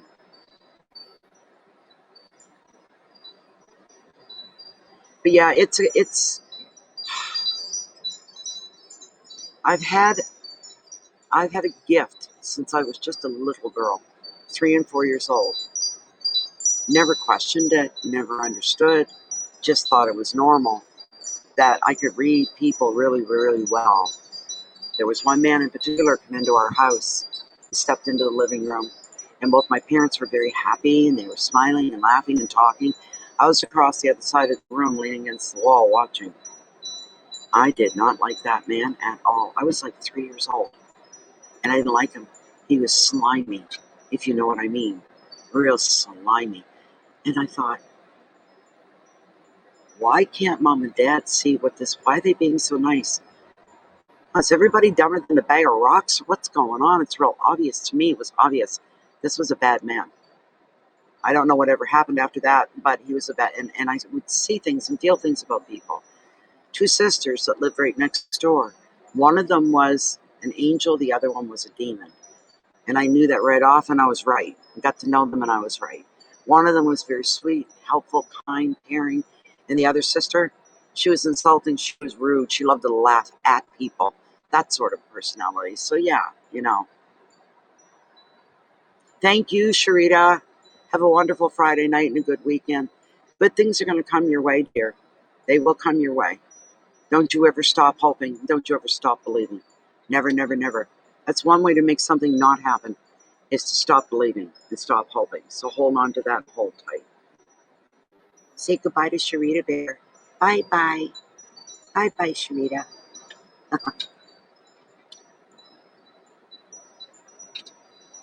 Are you really, Rhonda? I didn't know that about you. Um, you already know what happened there a few mornings ago, obviously. That's why you're bringing this up, why you're asking. Um, one of my BFFs called yesterday morning, and I said, I'm so glad you called because I was going to message you. She had a heart attack, a really bad one. Um, her husband come home and found her on the floor, and I told her what had happened. I said, I think I came close. And she said, all right, tell me what you experienced. Tell me what it was like. So I told her what it was like. She said, it's exactly what I went through. The only difference is I pissed myself. Did you piss yourself? I said, no. And she said, well, I did. That's how I was found on the bathroom floor. My pants were wet. But everything was the same. She went through the same thing. Um, and I said, it stopped as suddenly as it started. There was one thing. It just stopped as suddenly as it began.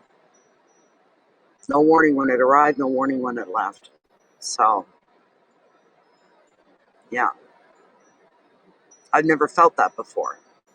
Somebody else said, you could have been gas, could have been indigestion.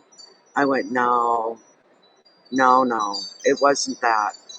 I would have been belching or something, or, regurgitating or something if that was. I said, it wasn't anything like that at all. All the feelings that were going on up here, none of them were anything like that at all, you know. So, maybe. I never thought of angina. But what it was, I woke up at the crack of dawn, literally, because it was still dark, but the daylight was beginning. And I woke up and I had to pee. And I was such a deep, comfortable sleep. And I didn't want to get up. I was mad. I'm angry a lot lately. I get pissed off real easy. Boom. That's different for me. I know sometimes that's a sign. So, anyways, I finished peeing. I stood up. I did what I had to do. And then I just turned to walk towards the door. And suddenly, and it was right in here between my breast, there was this full, about this, it felt like the size almost of my fist. It felt like this pain that felt like that, the size of my fist. Right, and I went, oh, like, what the hell? And it didn't stop. All of a sudden, I was feeling pressure.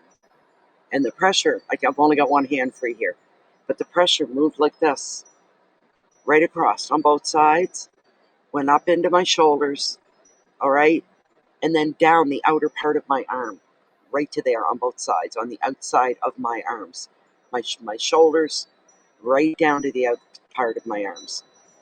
And it was like, and I was doing this, and I'm like, oh my God, what's wrong? What's wrong? My God, am I having a heart attack? What the hell's going on? I opened the bathroom door real quick and walked into my bedroom, laid down on my bed. And I'm laying there and I'm rubbing and my arms and it won't go away and it's building and building. And this pain's getting bigger and deeper in the center. And then all of a sudden, it's like someone hit a switch. Okay, let her go. That's just what it felt like. Okay, let her go. And it just stopped. And I've not had an incident, not even anything, not a twiggle, nothing, nothing since. But I've never gone through. I'm 61. I've been through surgeries. I've been ill. I've had all kinds of. I've never ever experienced anything like that. And my friend that called me, she said that's exactly what it was like. And she had a full blown heart attack. She's in the hospital for a long time, and the whole bit. So she's on I don't know how many bloody pills and she spends the night here. She sprinkles them out on the table before we go to bed, and I don't know how many. I just see all these colors and these little. I'm like, oh my God, please don't ever let me end up like that. So no, I don't, Rhonda. I've been asked that before. You have trouble breathing. How many steps can you climb before you run out of breath? Well, I got 9, 10, 11 steps to climb to get up onto this deck. I'm never out of breath. I don't struggle. I don't have a problem. They're trying to find like cancer or the other one that smokers have. What's it called? Starts with a C, I think. So I'm having a lot of brain farts, I'll tell you that. If I got any gas, it's in my brain. I'm sure you know what it is.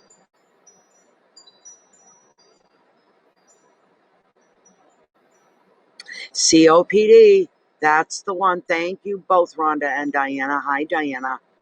I didn't see you coming in. I'm sorry. Yes. Ischemia. I've never heard of that, and I don't have a family doctor anymore. Haven't had one since he retired. We've been going through doctor shortages here in Canada and down here in Atlantic Canada especially. So, yeah, honest to God, I don't run out of breath. The only thing that bothers me is my legs. Of course, they bother me because of the veins and all that. And I have good days and I have bad days. I can still run around the yard with my little dog till my legs start to act up, but I don't get out of breath. When I went into that surgery mess there year before last at Christmas time, they were trying to say, what about breast cancer? What about vaginal cancer? What about ovarian cancer? I said, excuse me. Thank you. Sorry, baby. Um, I said, there's no breast cancer in my family, and we're all large-breasted women. Not one of us has ever had breast cancer. Um, Even when they cut me open in a certain area, they started talking cancer. They didn't find what they thought they were going to find until they called in the general surgeon, who at 12 o'clock at night was home. They called him in from home with his team. So there's a whole team that had, so I'm sure that cost a pretty penny. Thank God for Medicare in Canada. Thank God for Medicare. My son works for the system. He's a full-fledged paramedic. He is a teacher and teaches paramedicine. And I said, I'm curious, what would that night of cost? Surgeries, the doctors that came in and out, the attention, the examinations, the tests. He said, Mom, without even thinking about it, it would have started at about $100,000 and went up from there. Is that good enough? I said, oh my God almighty. Thank God for Medicare. But there was one in particular, and I said, there is no cancer down there, up here, in there, out there, anywhere. I already know. I had my first mammogram a few weeks before that. It come back clear. Well, they can come out wrong. I said, that's not where I'm hurting anyway, so craziness. But they did. How many steps can you climb? Listen, you smoke. Yes, I smoke. How much I smoke? Told them how much I smoke. Honest, all the way. Well, they took that and ran with it. And I'm just laying there, and one of my sons is with me. I'm looking at him, and he's going, oh, Mom, don't say. He's going, don't. Because I'm ready to laugh at them. If I've got an ingrown toenail, it's because I smoke. You know what I'm saying? I got a pimple on my back. It's because I smoke. Everything is because you smoke, you know. So, yeah, I could probably use with an EKG. Yeah. You have COPD, Diana. Oh, I'm so sorry. Electrocardiogram. Yeah. Echo, yes. Yeah. Well, when you don't have a family doctor, that means you have to go to the hospital and you have to usually attend a clinic. I don't have a car. That's half a day gone right there. And not just me. Somebody else is taking half a day as well. You all right, baby? What? What was it? What was it? We got pink sky behind us. Isn't that pretty? But, yeah. Um, I usually smoke my own. I roll my own. The people I find that have COPD are the pack a day smokers or pack a half a day of store-bought cigarettes. Those things are loaded with poisons. I find those are the people that tend to get the COPD a lot quicker. And there was even an expert on CBC Radio, our mother core station for the country, and they were talking. There was a guy, an expert, and he was talking about tobacco products, the different effective, and he said the store-bought cigarettes, when you ask for a pack of whatever, the worst things you could smoke. He said, and not that I'm condoning this, but the cans of tobacco, the ones where you roll your own and you buy your chews and make your own, he said, they don't have anywhere near the chemicals that the store-bought cigarettes do. Therefore, less harmful. So,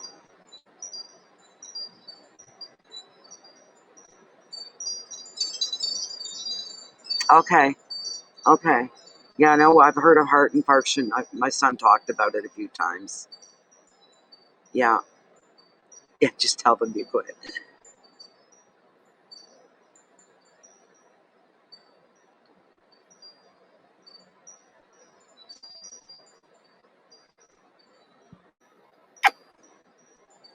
I can't get a doctor. There's the thing. I've been on the waiting list for 11 years now.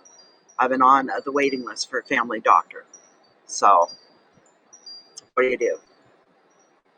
Just hope that the phone rings eventually. Do you hear me? You can't sit up on my chest like this. I'm uncomfortable. Not only that, you're starting to make my arms sweat because you're just a ball of heat. Yes, you are. This is my babies. Stay right there, honey.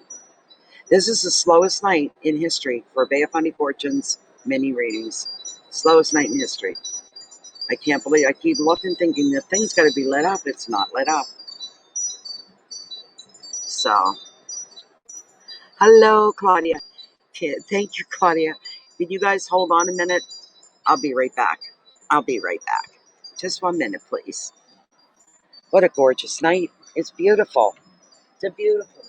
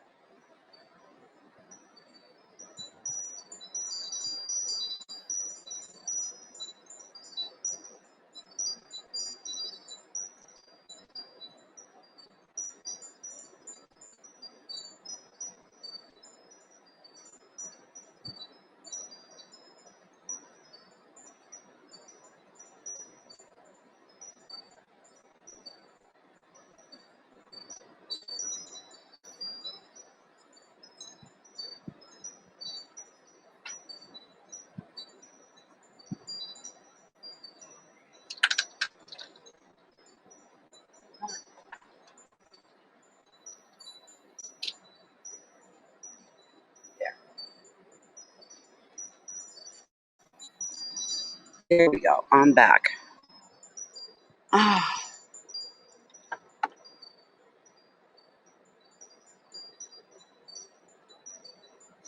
there we go. It's a beautiful evening. Just gorgeous. Like I do this 7 days a week. If I could get outside like this 7 days a week and just do it here on the deck, it'd be just fantastic. Just beautiful.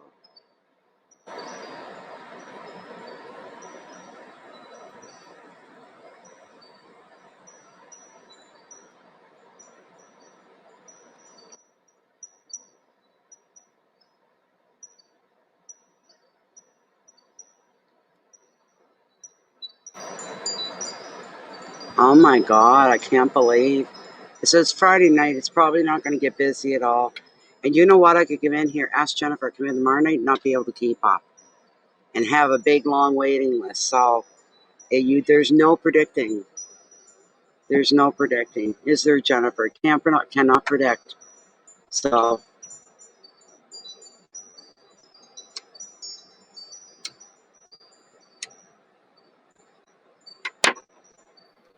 I usually, if I know I'm going to be reading at night, if I know in the morning, I'll try to arrange. I've got a friend who lives up in La Pro, and I give her $10 a trip.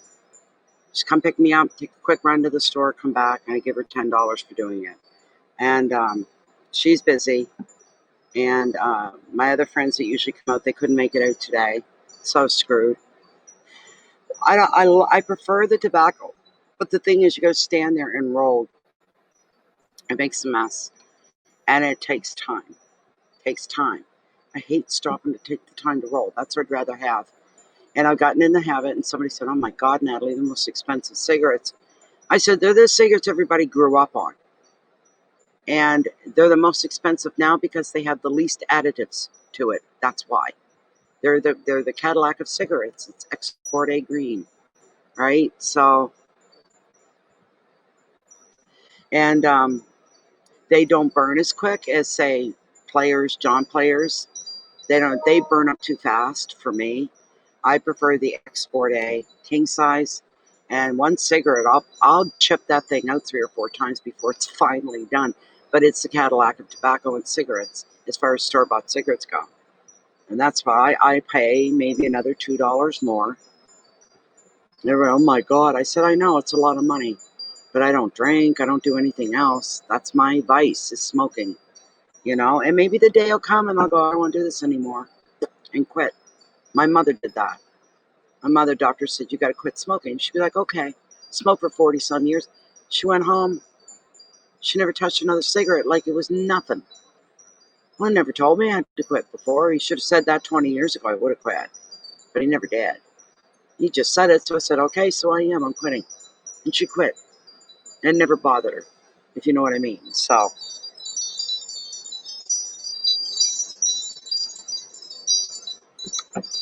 they said it was going to get breezy this evening. You know what? I just love it. We had a dingle. What was the dingle? No. Oh, there's another dangle. There's two. Oh my goodness. Let me go and log back into my list if I can get in there. It logged me out. Let's see who we've got. Get some work done. This is nice. I kind of like this tonight.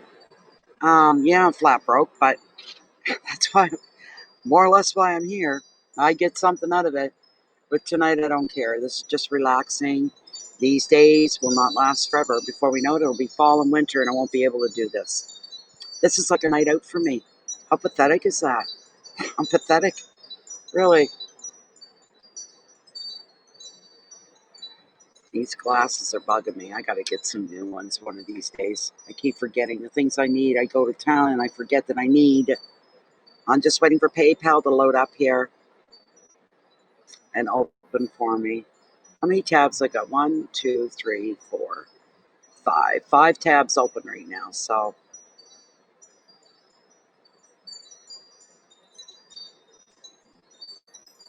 but my internet speed picked up enough that I could run a proper live stream, but it slowed down my PayPal. How strange is that? PayPal was always clicking you there. But since they did that, I don't know.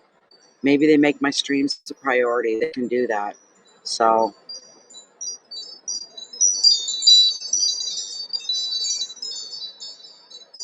but this is a gorgeous summer night. I just love it. Makes me happy, makes me smile. Come on, PayPal. Well, I'll try to do it through email then. Let me see. Let's see who we have. The first person.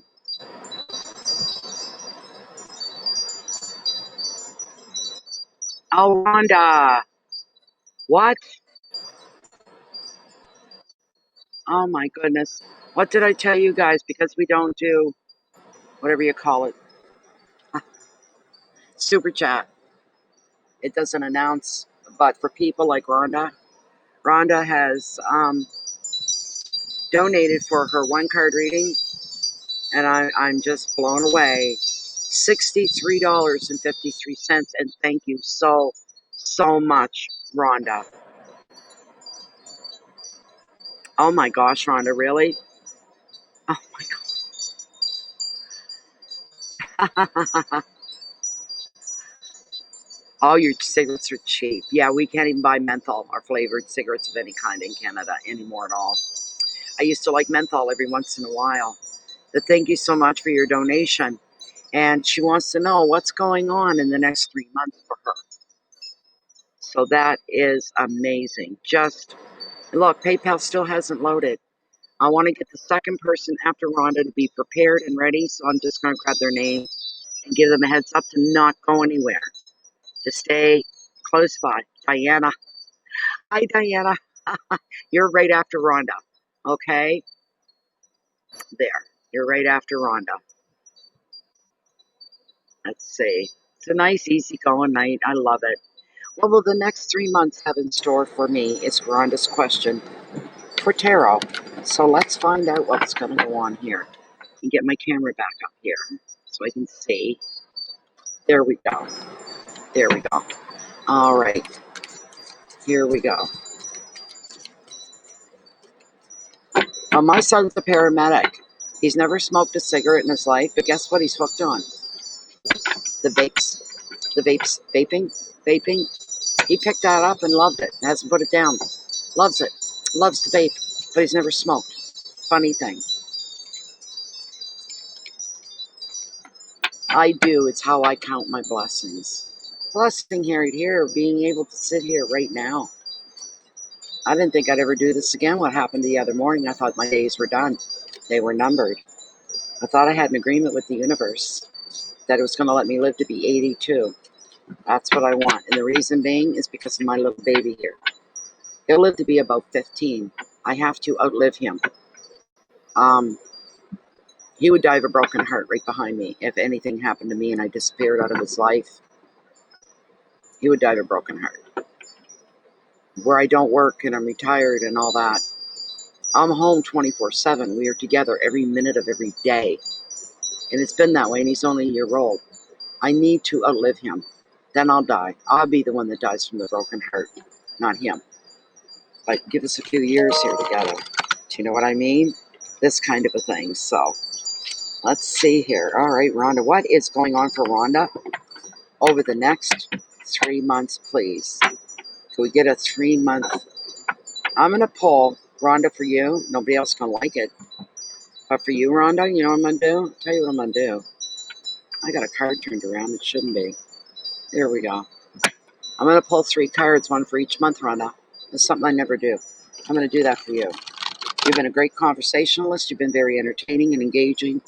And what you paid for one card, no, you got to get more than that. So just let me run these through a couple more times. 78 cards. You're right, Jennifer. Oh my God. Oh my God, Jennifer, you're so right. It's not raining. She told me be prepared. The sky hasn't changed except it's getting darker now. That's it. The same clouds are still laying in the same spots. So maybe they're stalled over where she's at. I don't know. But it's beautiful out. It's gorgeous. So, oh, one more. This is for Rhonda. And I want to pull 3 cards for Rhonda. Is what I want to do. All right. She wants to know what are the next 3 months. What do they hold for her? What is coming towards her? Hello, nature spirit. Welcome, welcome. This is beautiful. I'm loving every bit of it. All right, I'm going to cut the deck right here, Rhonda. Really? There's one. And I'm going to continue to shuffle through. I'm not picking the top 3. I'm going to keep another roll through, and then we'll pick another one, and another roll through, and I'll pick another one. Let's see. So, we're still partly in August, so we'll count this card, the first one, for the month of August.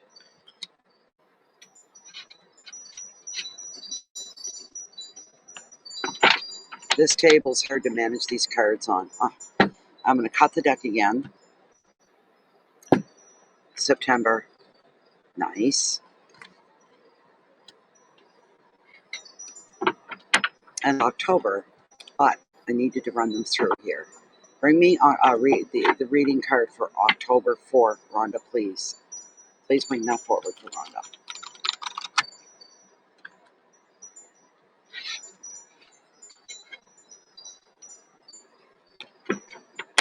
Glad to see you, Nature.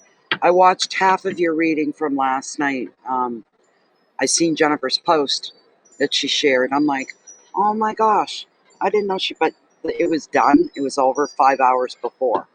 So I watched some of it. Oh, I wonder what that's all about. What was the next one?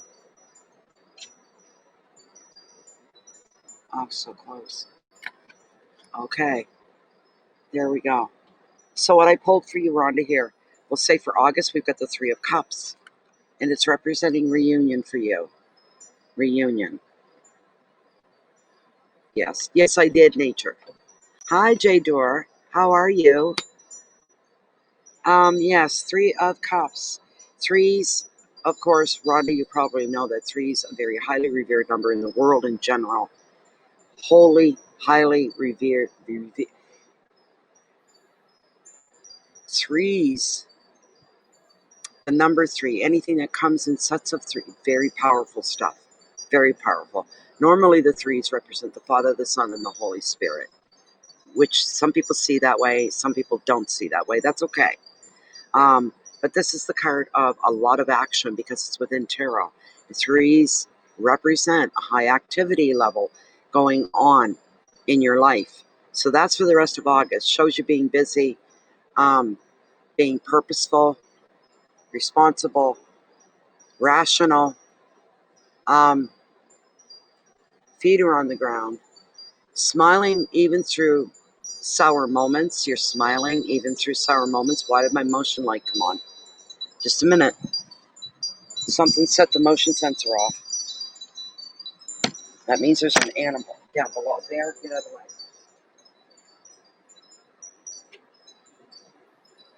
Ha! Ha!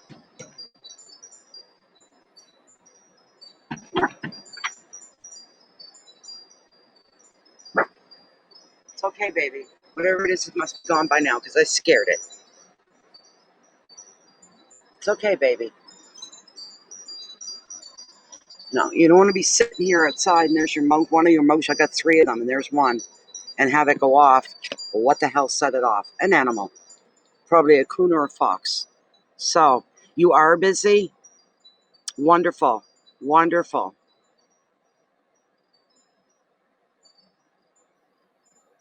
That's one, yeah, because I see you, but I see you smiling through situations that would be the last thing that most people would do is be smiling. But you're being very calm, very grounded, very real, but you're smiling through it. It's not that you're laughing and it's not that you think it's wonderful, but you're trying to be an emotional support for other people. I've got it together. I know what's going on. I know how to. Oh God, no! Don't let me lose my card.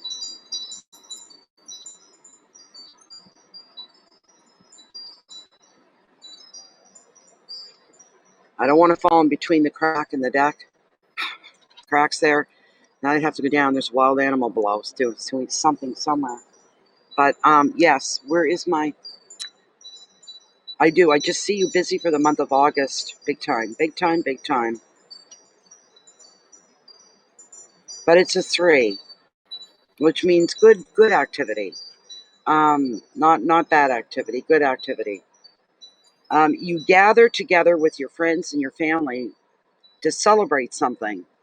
So this 3 is predicting weddings, parties, reunions, precious time spent with the people that you love who make you feel like your true self in their company.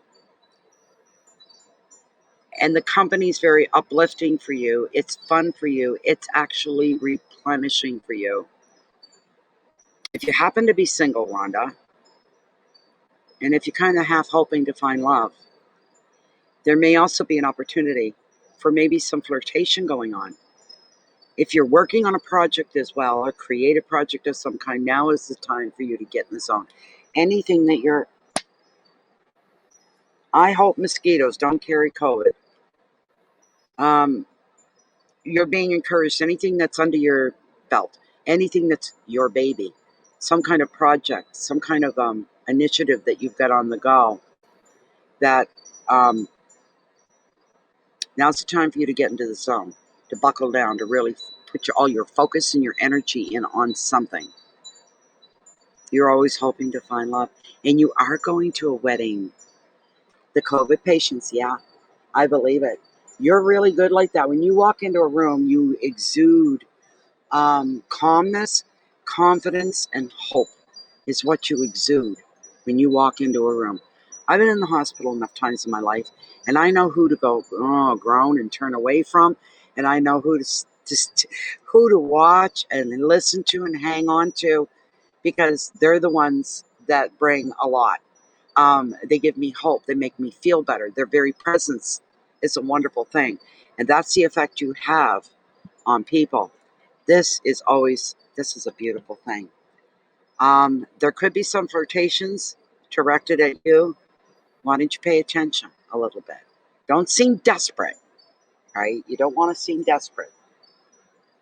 But remain open, remain relaxed, confident, down to earth. Um,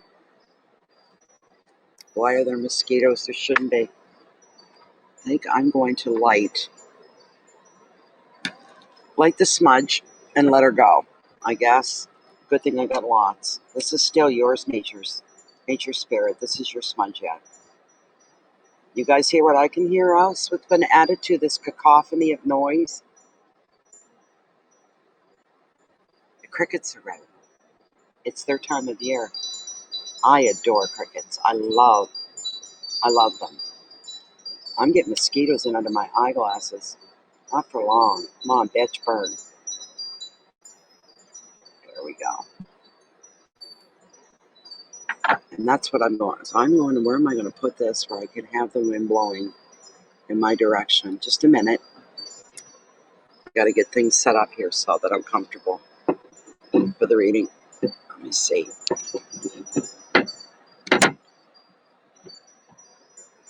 Okay.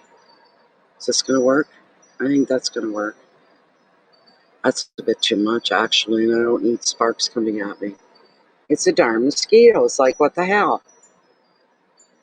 I'm going to end up setting myself on fire. Jesus.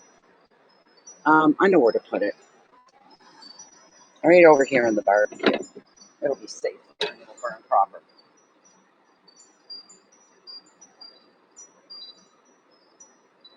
There we go. And it should push off some of those mosquitoes, I hope. So, yes, leave yourself open, but not desperate. I'm making a point of that, okay? Don't leave a desperate air about yourself. Be carefree and enjoy the company of those that make you laugh. The kind of people you're associating with at a wedding and whatnot, these are the people you can be most comfortable with. These are the people you can kick your shoes off, put your feet up, do some deep belly laughs, some snorting laughs, and it's okay. Nobody to impress. Everybody knows who you are. They know what you're like, and you're eating up. You're eating up an evening of happiness and of joy. And these things have been sparse, few, and far between, have they not? In the last few months, it's been difficult. It's been difficult. You're going to delve, you're going to let yourself be immersed into this beautiful atmosphere. It's a wonderful thing. It's going to do a lot for you. The keywords for this card for the rest of August: celebration, friendship, healing, fun, flirtation, indulgence, and creativity. So,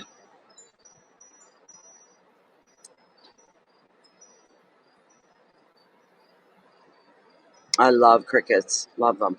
I've got a yard full right now. My company the other day said the same thing. They got out of their vehicle and they said all you could hear was a chorus of crickets.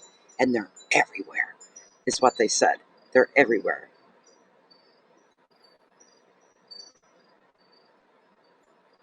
So, that's for August. So that's what we're looking at. We just kind of briefly touched on these things. So, isn't that funny how that's burning? It's sitting over there, and the burning end is facing me. It's going up and like out and around, and then through me. This is the funniest thing. It's helping to protect me. That's really good.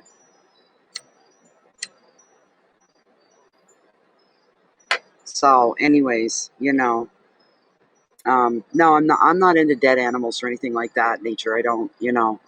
Um, and if I get, hi Lisa, if I get them in my house sometimes, and I can hear them. I will look for the cricket because I want to release it back outside again.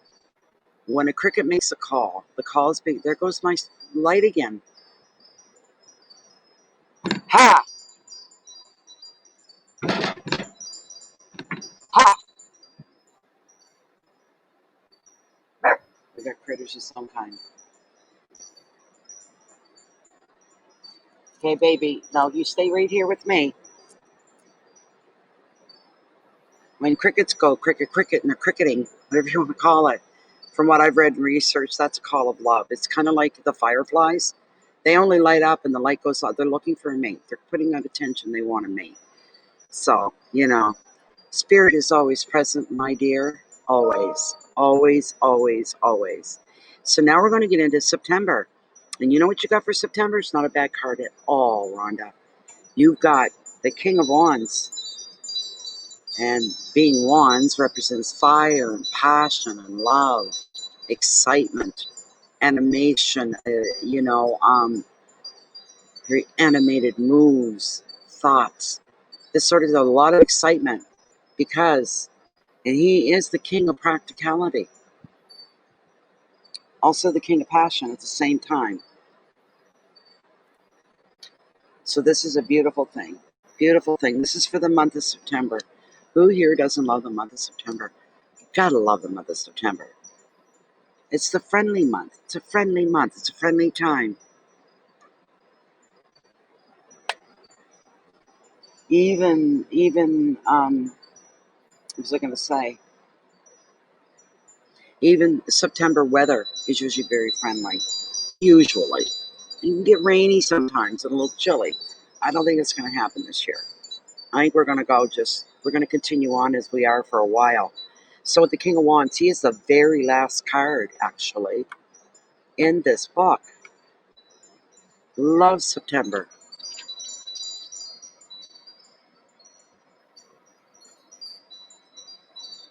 I had one too, dragonfly. I've had hummingbirds as well. Yeah, and they were all released. So, oh, the King of Practicality. You may have had him before.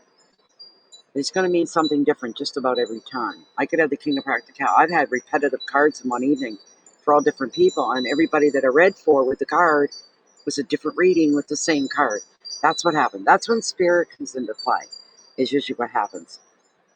So the King's a man of action, which makes him an engaging companion and an inspiring leader. He is self-motivated, he is entrepreneurial, he's dynamic, and he's an inspiring leader. He's self-motivated, he is entrepreneurial, dynamic, he's very open-minded. You will know what he is thinking because his feelings always show.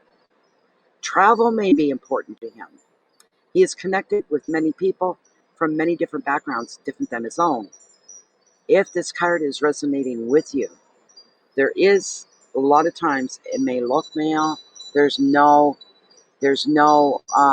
generic. That's not the word I'm looking for. I keep getting distracted. That light came on again. There's no gender assigned, so this card can represent you. It's showing that in that case, the king indicates that you should expect to find practical solutions to your problems and also to see to your network of friends and that your professional contacts continue to grow. The advice, explore your passions, look to unconventional people in new places. Energy, creativity, power, wisdom, passion, freedom, and openness are the key words. Just bear with me for one moment. As I said, the card could represent you. The gender's not assigned, which makes you self-motivated and entrepreneurial and dynamic. It shows you as an open-minded person. Your feelings usually show, even if you're in a professional moment, situation, or atmosphere. You won't rock the boat. You won't make a situation worse or anything like that. But if you're not happy, it's going to show, although you're very quiet about it. But the look on your face says it all. You might put it that way. Because of your professionalism, you won't speak out of place, out of time. You won't be challenging when you do speak. You have a way of saying to maybe a doctor, have we tried this? Do you think if we tried that, you're not shy, where a lot of nurses would just zip the lip, talking to the head heart doctor kind of a thing that leads up your heart clinic, you know? A lot of the nurses wouldn't do that. Um, I have a friend, and at one time here in St. John, the city from me, had the leading heart center in the country, and it was led by the leading heart surgeon in the country. He moved down here. One of my friends, and she's older than me, is a nurse. She's a very, very good nurse. She's very dedicated, passionate about what she does. And from the propaganda and the protocols and the bullcrap that went on that wing, she couldn't handle it anymore. She couldn't handle it. There were so many things being held back, things that weren't being addressed, and these were dangerous for patients. And she was actually told one night there was somebody that was young that was very ill. Their prognosis was not good. And they were talking to my friend Jane. They were spilling their guts out. And she was sitting on the side of the bed with her hands folded and listening and making eye contact and being very sincere. And when the conversation was over, she leaned over and she hugged them. And they hugged her and held on to her. And she said, "You're going to be okay. You've got a good mind, a good head on your shoulders," the whole bit. Well, it got out that she gave this woman a hug. She was chastised for it. We don't hug patients. We don't touch them only for medical reasons. Blah, blah, blah, blah. Gave her more reason to get up and walk out. You are maybe a little thicker skinned than what she was. All right? So I feel that you might be a little thicker skinned than what she was. She got older. Her patience grew shorter and shorter and shorter. And she said, "Can you imagine me, the queen of hugs?" I said, "I know you are, and I am the opposites. You're always hugging all over me. You drive me crazy." But no, I agree with you. I cannot see you holding back on holding someone's hand or giving them a squeeze or a hug or a tap or some kind of a warm reaction to them. You're very much like that at times too. You'll look around. You're smart. That's what she didn't do. She didn't look around because she didn't think she was doing anything wrong. There goes that light again.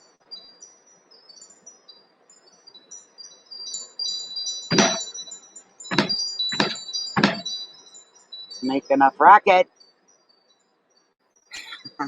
But you would, Rhonda, you'd stop, you'd look around, kind of discreet about it, but you'd be like looking around to see who's around. Does anybody see? And if you have an opportunity to give someone a little hug or a squeeze, you would do that. I see you as being that way. You just keep hugging. Anyways, that's why this card, I think, is more in line for you than it is for any, and it is your reading after all. This is not about somebody else. It is not. That is about you.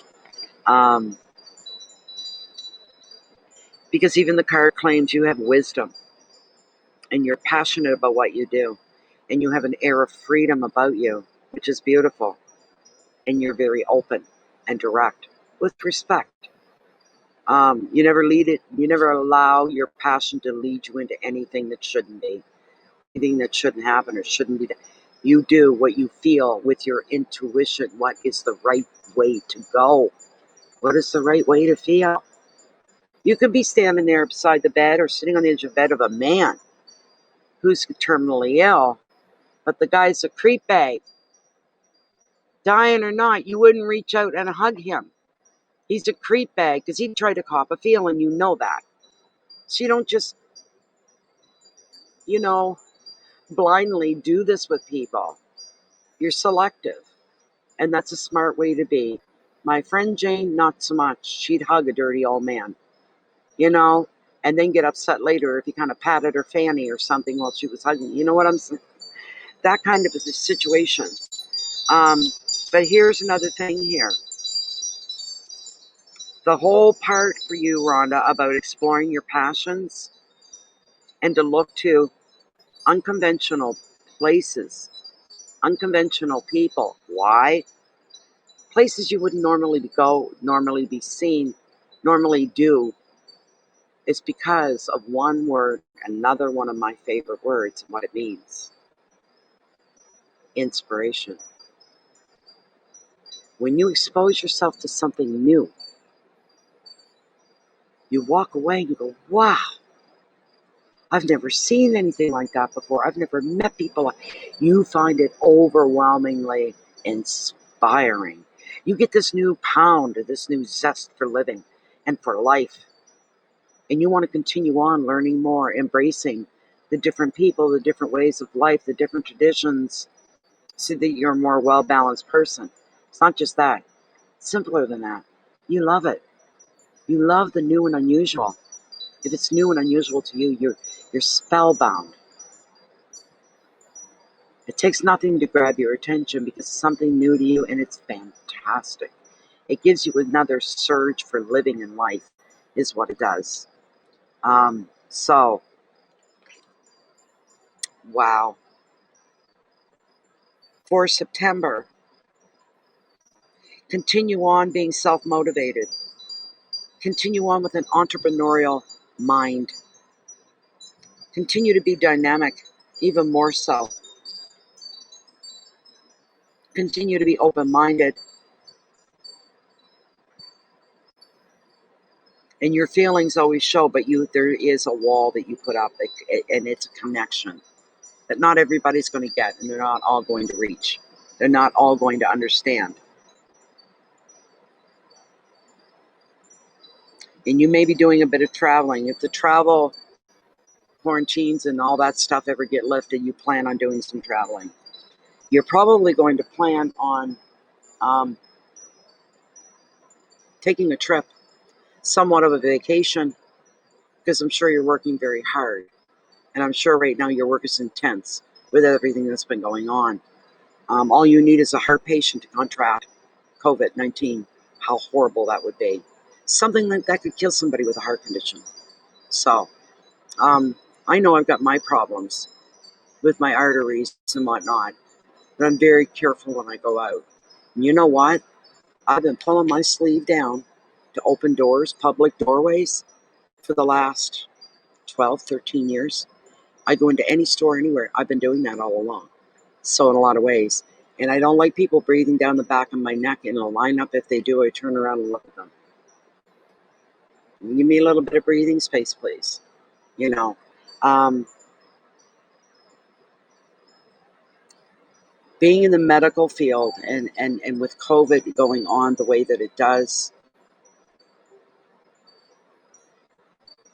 it's been intense. I only know because my son being a paramedic, he works pretty much almost 7 days a week until they tell him, Tim, you need to take 3 days off. We're making you take it off. All right. It's the way he is. Okay, no problem. Um,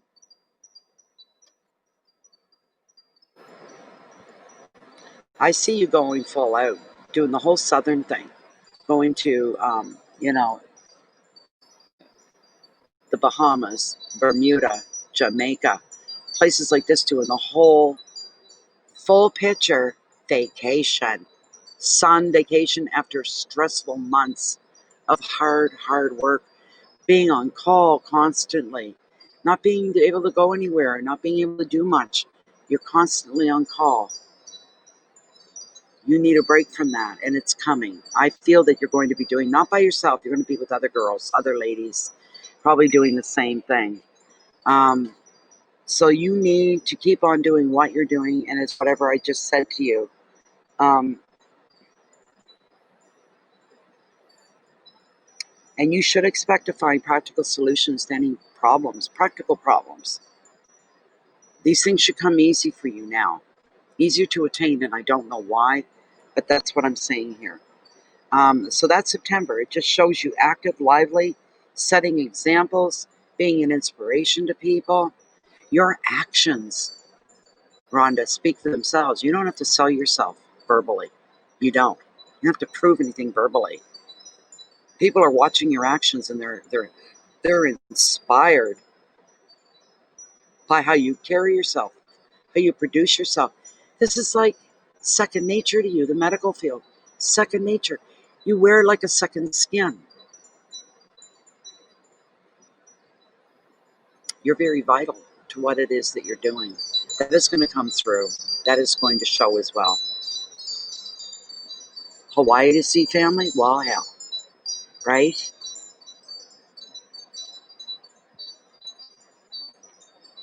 Oh my God, Samantha, I'm sorry. That's the first time that's ever happened to me.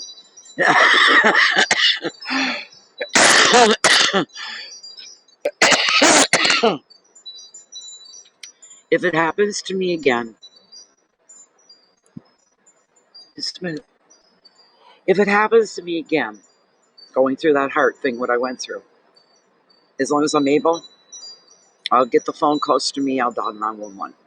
And I'll have them come pick me up, and they will take me in to be looked over. They'll attach me to all their machines and their gadgets while I'm here at home. Whether they find anything or not, they'll say, we're going to take you in to be checked over anyways, just in case. So far you look okay, or maybe they'll see that something happened. Yeah, you got to go in. We got to take you in. Fine, take me. But I don't want to have to call a friend to give up their day to take me there, so it'll be by ambulance. 911, that's right.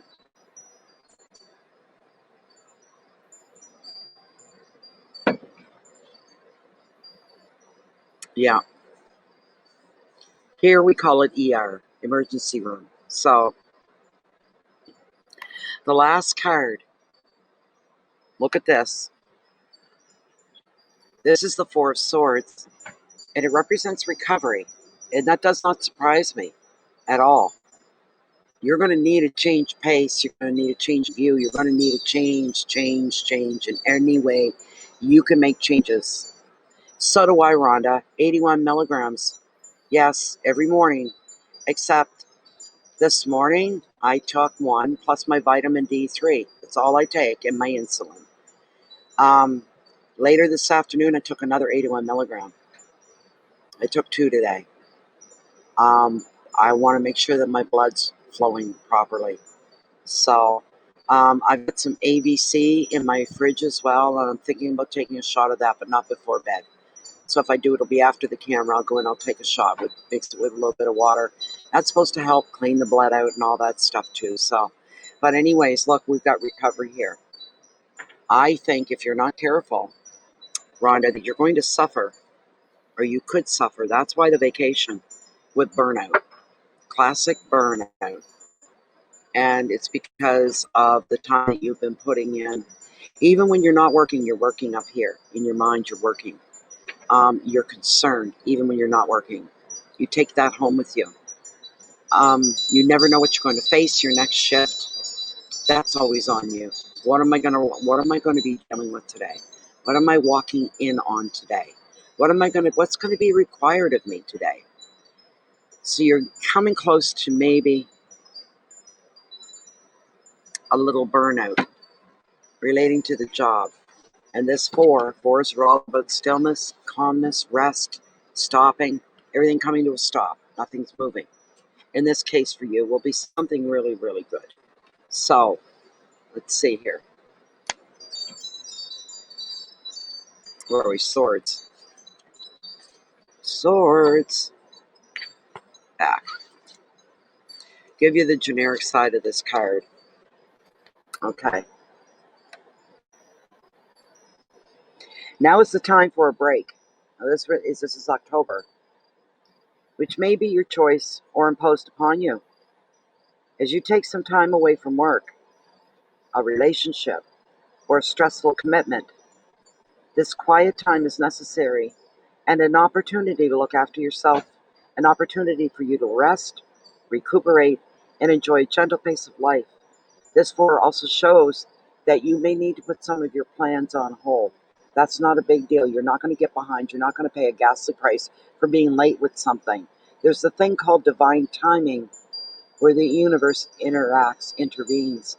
It's going to be there for you. You're not to worry about anything that you can't go through with right now that needs to be put on hold. It'll be okay. The advice, accept that this is how things need to be just now. You will make progress when the time is right. And that's not completely up to you. Here's it goes again. Ha! The keywords are inaction, time away, taking a relationship break, healing, peace, stillness, and rest.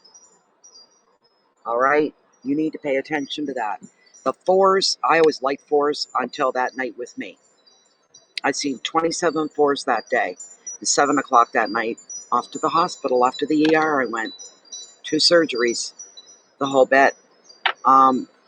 And the universe kept saying, stop what you're doing, stop what you're doing, stop what you're doing, stop what you're doing. And I wouldn't listen. And I'd been getting hit with fours for weeks before it happened. But that last day, 27 fours in one day. And I knew, intuitively, I knew I was going to be going through something about a month before. And it never let up. It was every day. I felt it every day. And I said, nobody else is being involved here. Nobody else is being inconvenienced. This is all for me. And I felt in my gut. Couldn't see what it was, but it felt like something physical going wrong. And I had to go through this. This had to happen. As weird as that sounds, it was meant to be, and it was meant just for me. And nobody else getting hurt or harmed, but just for me. And it all started with that damn 4 right there, the 4 of Swords. That's when it really lit up for me, and I said, I'm in trouble. Why am I in trouble? And I found it soon enough. 6 weeks recovering. It was horrible. Couldn't do any readings, couldn't do anything. You know, you're already there. Yeah. So that's why I see you when the opportunity comes up for you to take a break. You need to take that vacation. You need to get as far away from your life as it stands as you can possibly get. You truly, truly do. You need to completely remove yourself from that atmosphere. When you come back, it'll still be there. But you really, really need a rejuvenating, relaxing, recovering time, gaining your strength back, your head strength, your intelligence, your power, everything that moves you. Because after a while starts to wane because it's worn out. It's going, we need a break. We need a break. We need a rest. We need a break. We need rest. And eventually you will get there. And I don't feel, well, it's saying October, which doesn't surprise me at all. So there you go, Rhonda. I hope that that was good for you. I hope that you're happy with that. I really do. I hope that you were. I know there are other people waiting. I'm going to check on you in just a moment.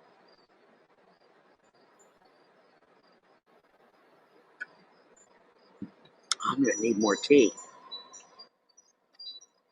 Okay, do I even dare? Look at that friggin' PayPal. You know what? I'm still trying to load from earlier. What was that, a half an hour ago?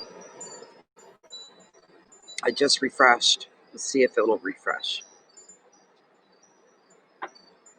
There it is. There it is. Wonderful. Log in. You bummed me out, so log me in.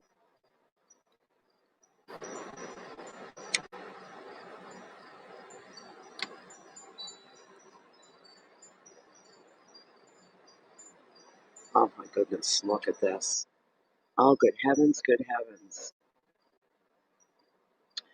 Diana, you're next. Diana Thompson. And then it's Jolene Durant and Claudia Gonzalez after Diana. Diana's up next. Hey, Diana. What was that? It sounded like wood getting in October or something.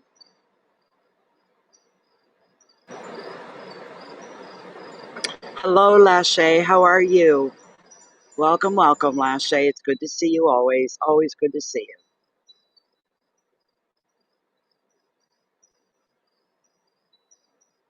Ah, you're a cheap date, are you? What's your question tonight, Diana? It's always a pleasure to have you here. You're not a cheap date.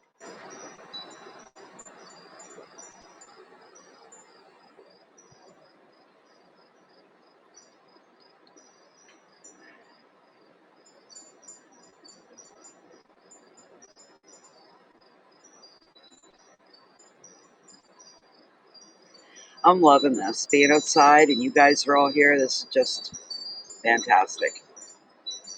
Get, get. Stupid bugs. Just bugs, baby. What are you chewing on? Can I have some? Give me some, whatever you're eating. I'm getting hungry too. Just a general card? No problem. Just let me chip my cigarette out. Just hold on a moment. Let's see. And somebody earlier said, I hope you were, you're blessed. And tonight's a blessing for me. I'm just so thrilled and happy that I'm okay now. So before the heart thing, I'll tell you this, Rhonda, before the heart thing, I was feeling sick about 8 to 9 days before it happened. I couldn't get dressed. I had no energy. I just had a nauseating, almost edge of nausea feeling constantly. So here we take Gravol for that, and I took some Gravol and it helped. Which the harder you need Gravol, the harder it works. So it made me pretty sleepy. I was laying down 3 times a day, napping, going right out, tired, drained, feeling like crap. Just feeling, I didn't even want to listen to music. So not like me. And since the heart thing happened, I feel better than I have in 2 weeks. So just putting that out there. There's a blue heron. They sound and look very prehistoric. Anybody knows what the great blue herons look like? We get them here. It's a migratory bird path. So we get them, and there's a marsh with tidal ponds, and that's where they go. They fish, they eat, they feed in the tidal pond. And I just heard they go, "Rah, rah." They're just this weird amp. That was me, baby. It wasn't that thing. He heard it earlier. He thought it was the thing. All right. It's okay, honey. It's okay, baby. There's nothing out there. No way, Jose. Look at the card that was on the bottom of the deck. Some tarot readers go by that. I don't really. Look, my favorite #1 card, the Manifestor. I wish he'd show up for somebody tonight. So let's see what we can do for you, Diana's Orchids. Let's see what we can do for you. Diana is looking for Jess and Spirit. You know Diana very well. She just wants a simple general card tonight. Whatever she needs to know about the most, whatever she needs the most awareness of, what could be coming at her, what could be around the corner, what could she have left behind even. Something that needs to be brought to her attention. She wants to be in the know. Diana wants to be in the know and in the now. So if you could bring that forth, please, please, please, Spirit, bring that forth for her. This is a beautiful thing.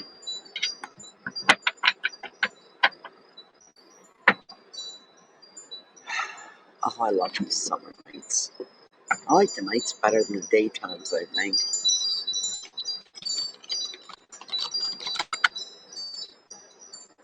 Okay. This is for Diana's Orchids. General card, please. Whatever she feels that she needs to know about, you feel that she needs to know. What needs to be brought to her immediate attention, if anything at all. But I'm sure you've got something to tell her. She's alive. She's breathing, living, and kicking, and screaming, and laughing. She's alive. Therefore, there is something for her, as we know there is. Let it be something wonderful, something good. Only missing here tonight is the surf. I wish the surf was up at tide's out. Boys, oh boys, I wish the surf was up. All right, here we go. Oh, really? Artistically, my favorite card because of the coloring. I love the colors, but you got La Luna, the moon. The moon. Hi, Darlene Wilson. Welcome, welcome. So, all right. Did you ever hear about the expression keeping it real? That's what I'm hearing for you. Right off the top with this beautiful illusion is the prompt, which says that some things may not be as they appear. All right? They just may not be as they appear. And you need to be aware, and you need to be responsible. That's what I'm feeling for you here. And I'll show you with the graphics of the card. We've got a gorgeous full moon, a smattering of stars above and behind the moon, and beautiful aureola.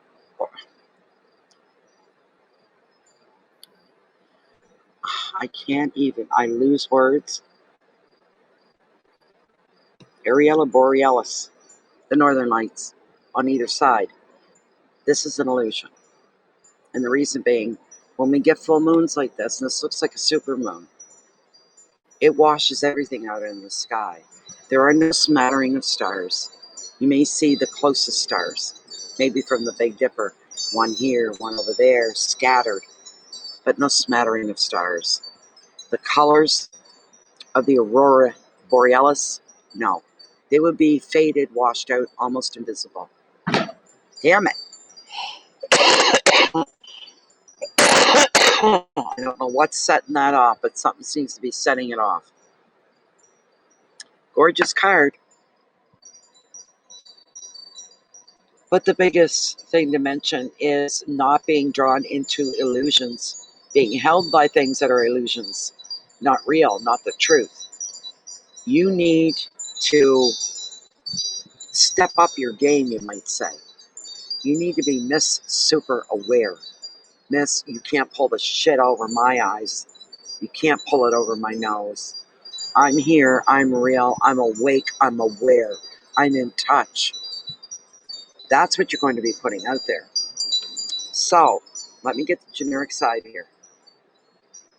You know, sometimes, as much as it seems at times, the much more we ache to believe something, much more it's not true. It is not true.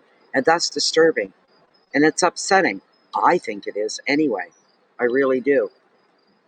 You want to see stuff happening, going down, the way they should be played out, and you're being led down a false road or put in a false direction.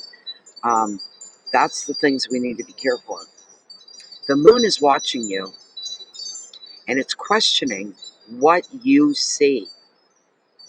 And it's asking, hey, can you see beyond illusion when doubt and confusion threaten to overwhelm you?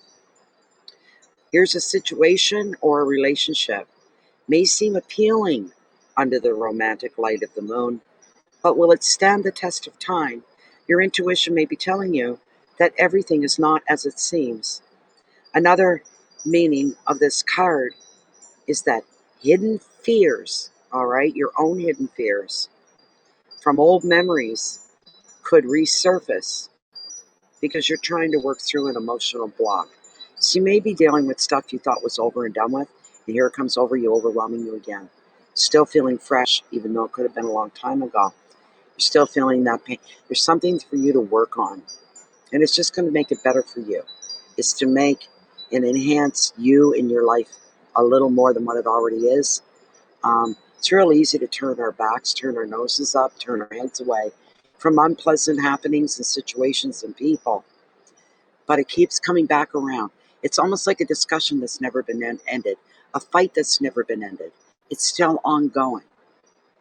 So these are things you have to be a real hard nose about. It could be just one thing, and really put your foot down and say, okay, that's it. That's the end of it, because I'm not talking about this again. Not having this discussion again. We're going to get this out. We're going to get this on the table. We're going to get this talked about, dealt with, and know that it's over.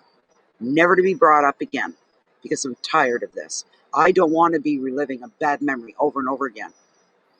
I want this done with, over and done with. It's just that simple. Your intentions are pure to clean this up and clean it out of your life. So, in this situation, yes, Diana. Yes. Yes.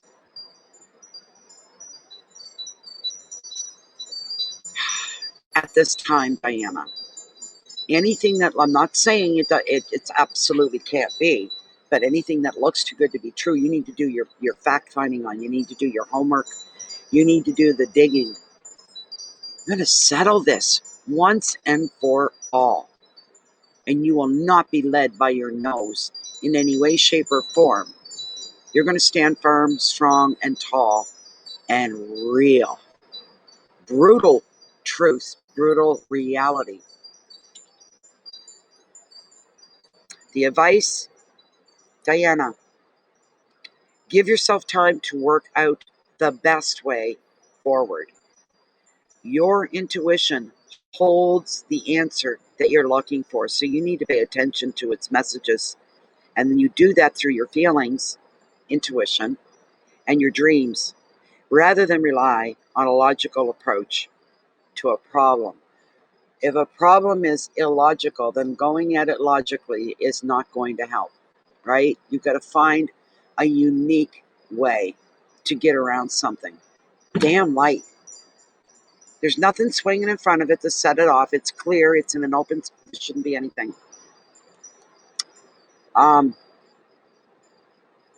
You need to go by your feelings and dreams rather than rely on a logical approach to a problem. You can't fix a logical problem if it's in an illogical situation.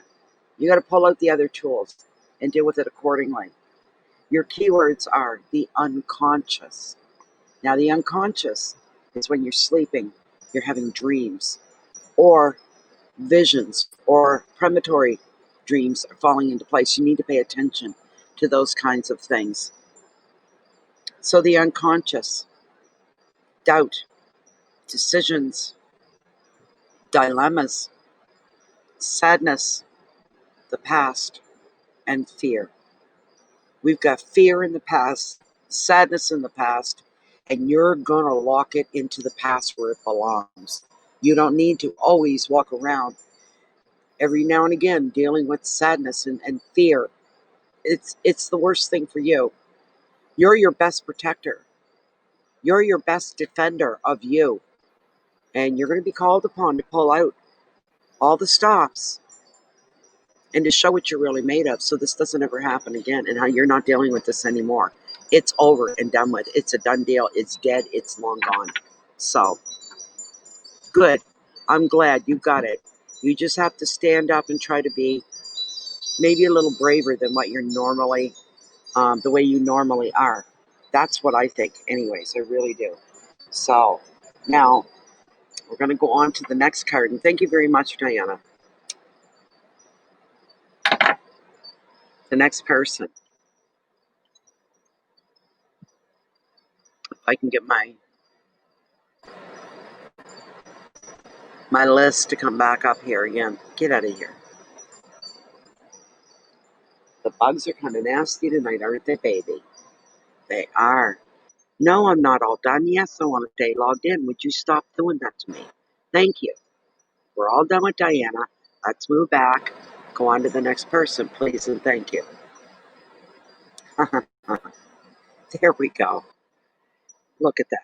I guess you got to talk nice to it like a car. You got a baby talking.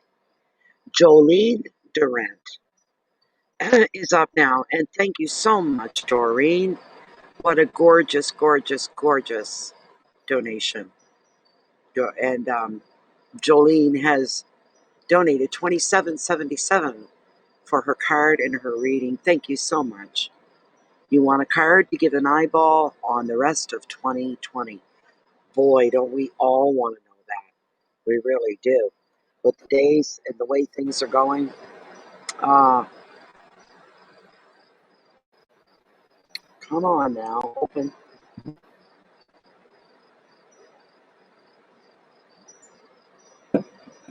There you are, Jadur. Wonderful. Okay, Jolene. What is going on for the rest of 2020 for Jolene?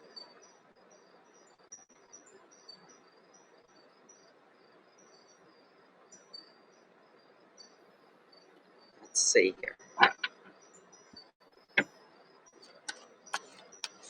What is going on for the rest of this year of 2020 for Jolene and her life and what it's going to mean to her?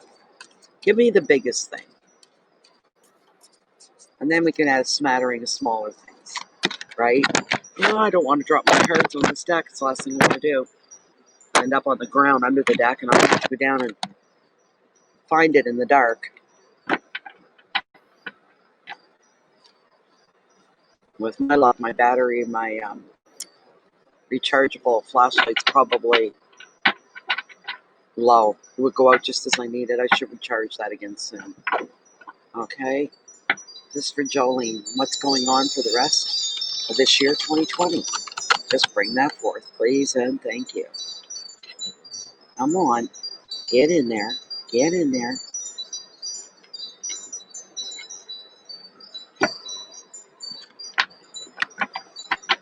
What's coming at Jolene for the rest of this year of 2020? Please and thank you so much, Spirit.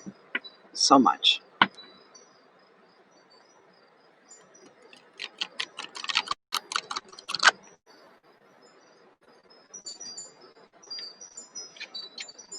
Come on. Boy, they're hard to pick up and deal on this table. This is for Jolene, and she's wondering about the rest of 2020. What does it hold in store? What does she have to face? What does she have to deal with? What does she have to welcome? Love. Okay. I'm going to cut right here, Jolene. Oh.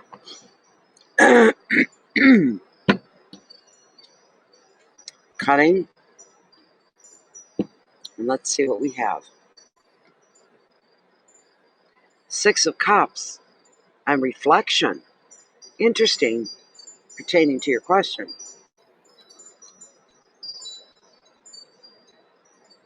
A lot of reflecting going on, a lot of deep thought. That's what this mostly means for you. So, let me get out my generic here. Maybe some things that took place in the first part of 2020, you're now reflecting on. And you're going to yourself, you're saying to yourself, do I leave things as they are, right? Or do I make some changes? Is there time to make changes? Am I able to make changes? Put things back the way they are, maybe? That's what I'm hearing for you. Having second thoughts.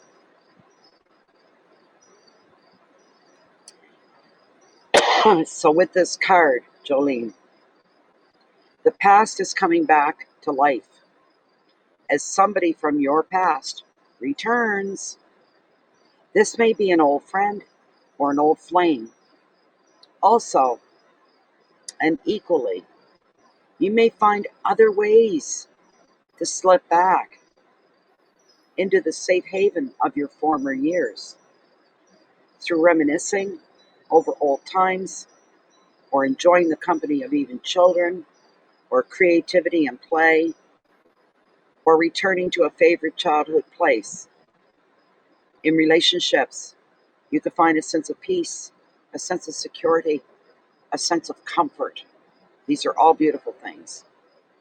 The advice: enjoy reconnecting with the happiest aspects of your past, which will energize you, entertain you, and inspire you for the future. So it's showing me here that you can reach into your past and get the best and the best only to bring into the future, into your now and into the future. Hey, I could do that again. Hey, I want to do that again. That was good for me. And there's more there whenever I want it. You've been told. There's more whenever you want it. Keywords are friendship, visitors, happiness, comfort, memories, protection, and play. I'm hearing hindsight. Hindsight for you is invaluable. All right. Just bear with me a moment. You're going to need to get everything in order and everything in place. All right. And you have to stay grounded and real as well. I'm pulling some cards here for you. And one of them happens to be the moon again for you. Okay, 78 cards I shuffled here.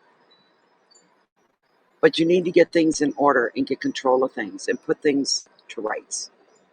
Okay, before the craziness of COVID, before the insanity of the first half of 2020, you're trying to put things back in a way that makes sense to you, that stands ground with you, that has familiarity and longevity, this kind of a thing. This is also going to make you more sensitive as well. All right, that's going on. More sensitivity here. Um,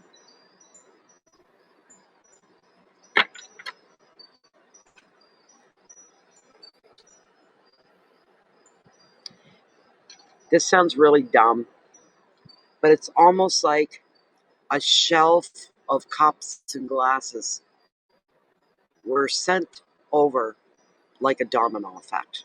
Shh. Only representative of people, places, things, situations in your life, and everything has been left on its side. So nothing has felt right. Since some things have changed, all due to COVID. That's what I'm feeling for you. The changes implied, all brought on by the situation of being exposed, human, in this crazy world, and all because of COVID. Um, you want to put things to right again. You want to set things straight again. You want to put everything into order the way it should be again. You think it's divorce? That could very well be. That could be. But do you want to go back and put it all back together? Because that's what's being implied here, is putting things back to rights the way they were. Only you can answer that. Maybe you didn't want a divorce. Maybe you want to go back and rectify everything. That's why I'm going with the COVID. Trying to put as much normalcy back into your life. And it'll probably take twice as long to iron out than it did for it to happen. So we're looking at a road of effort, work, applying yourself, knowing when to cut your losses, as they say, and to move on. Some things you won't be able to put back to rights. They just won't fit back into place again. So if you feel it's divorce, it's showing here that you're wanting to go back. That's what the whole point of this card is, to put things to rights again, especially things out of the past. So you're not going back. But is that what you wanted? You wanted to go back. I'm not saying what are you going to do. I'm saying what is it that you want to do? You want to go back? You want your husband back? You want your marriage back? The amount of work in front of you is going to take it would take the rest of this year to even get close.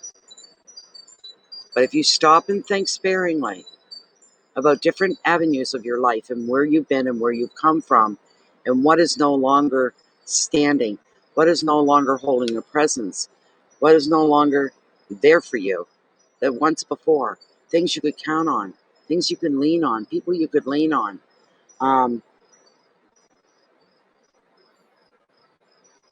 That's why I still feel this is COVID. I really do. It's a card of reflection. It's a card of wanting to go back and make things okay again. So that's what this is about, reflecting back on other things. Things are not the same as what you remember. They have changed. Stark changes here. Life changing here. But the card shows you reaching back and wanting to straighten out all the things that are crooked or knocked over. These are metaphors. Things that aren't straight anymore. Things that aren't there anymore. Things that have fallen and broken. It shows you thinking about wanting to go back and to fix these things and put them to right again. That's what it's showing. It's showing you're going to take the rest of this year. Just let me think for a minute here.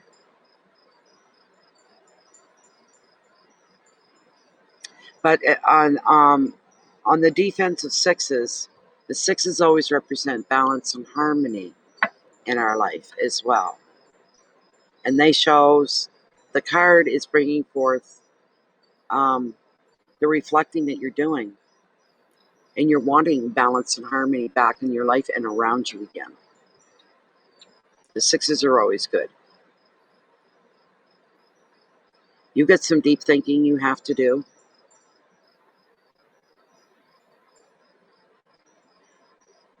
And as far as your divorce goes,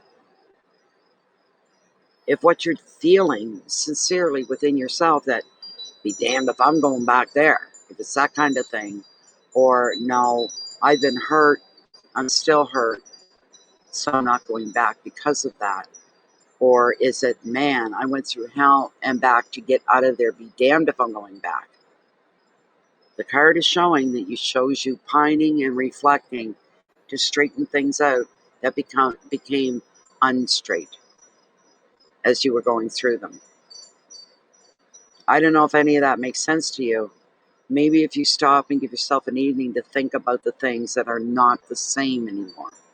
The people in your life are maybe not the same anymore. Maybe they're not even there anymore that were there before. Maybe you're going to be pining to have those people back, wanting that. That could be it. That could be a big part of it right there. But reflection's a very strong word on your actions. If you say right out, oh, I'm not, it's not COVID, it's divorce, I'm not going back. And that would call that word on your card a liar about reflection. You're reflecting, if it's your divorce, why are you reflecting on it? There's the thing. It's not your divorce, it's everything else. The most obvious things. So, and trying to deal with it,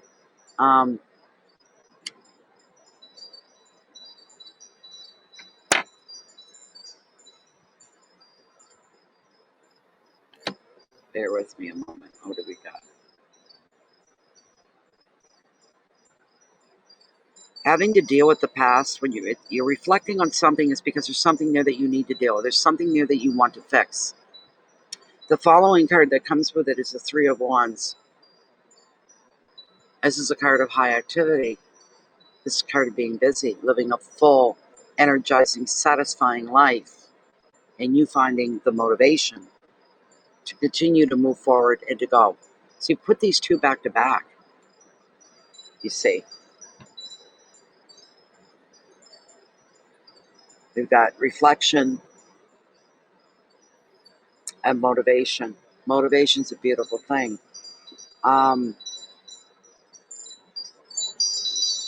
What's it going to be? You reflect, you see, you experience, you know. What's the motivation going to be? Which direction are you going to be headed in? What is it? What does your motivation represent and stand for? To go back and fix a broken marriage? Or to go back and fix other things that became broken? And that's all up to you. All of it. Your decisions, your choices. So, I honestly think you need to spend some more time thinking about and reflecting back over. But I do feel that there's some things you didn't want to lose, you didn't want to change. These could be the things that you're reflecting on. How do I get those things back? So there's a lot of self-searching going on. But you won't suffer for lack of motivation. You'll have a lot of motivation to want to keep moving forward, to want to keep going, to want to keep going forward, to want to rise up, so that your energy comes up as well, and you're not stuck down. You are not, your divorce is not who you are. It doesn't describe you.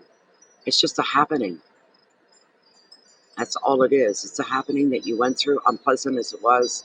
You lived, you survived it. And now you can take all the motivation that may have been wasted from the past, and you can apply it now. Keep the lessons that you've learned, and think about that too. Keep the lessons that you've learned close. These lessons are invaluable. Things that only experience can teach you. Take some time to think things through. And maybe then all of this, you say, that's what she meant. She meant this kind of stuff. That's what tarot meant.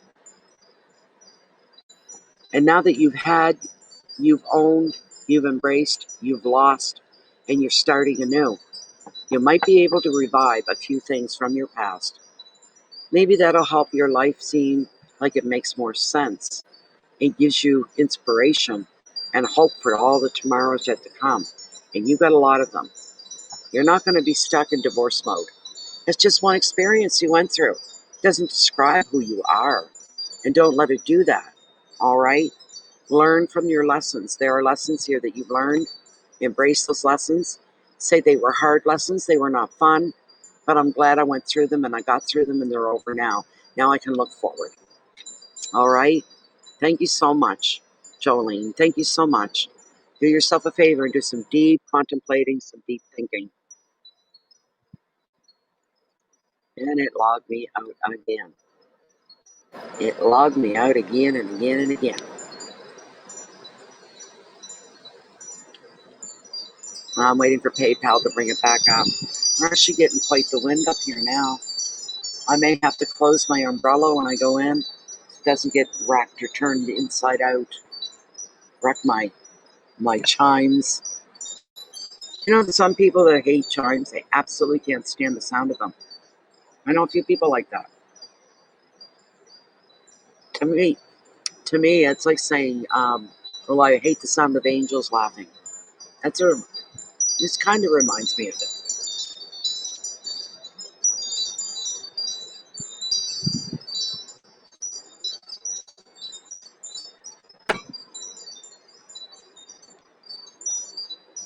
Come on, let's see if I can get anything here. Let's see,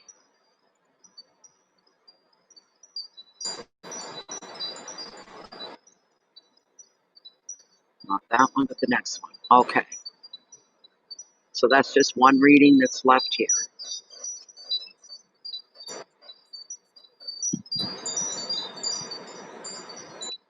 Okay, and that's interesting. This is for Claudia Gonzalez, and if we can find her, I hope she's here. I do. I hope she's here. We're past the 3 hour mark. Oh my goodness, Jennifer. There's no big lineups. You can close the readings down. We'll do Claudia. She'll be the last one because we don't normally go past 3 hours. Not tonight or any other night. We'll call it a night right after Claudia here. Claudia Gonzalez.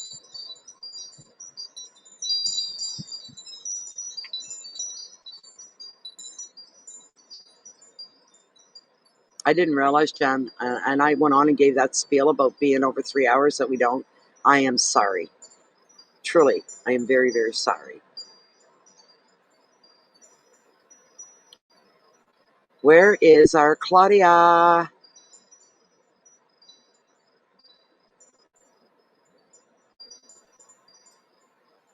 But divorce is hard for people too, just to keep chatting here. Divorce is very difficult. It's very hard. You know what? You know that big sponge stick? I think it's all done. But anyways, divorce, we lose things through divorce proceedings. And I'm not talking furniture, cars, or homes. I'm talking about the people.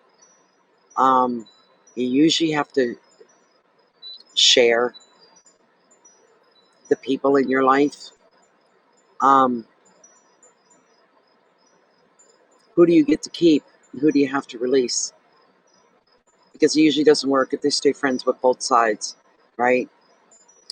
So, um, some people can divorce amicably. I've seen it, you know. They remain friends for the kids and they get along fine. The ex husband gets another woman, gets remarried. That's all fine, you know, the whole bit. So, it can be done. It can be done amicably. And it can be the worst thing you ever go through at the same time. So, come on, Claudia, where are you? You're the last one. There goes that damn light again. Ah,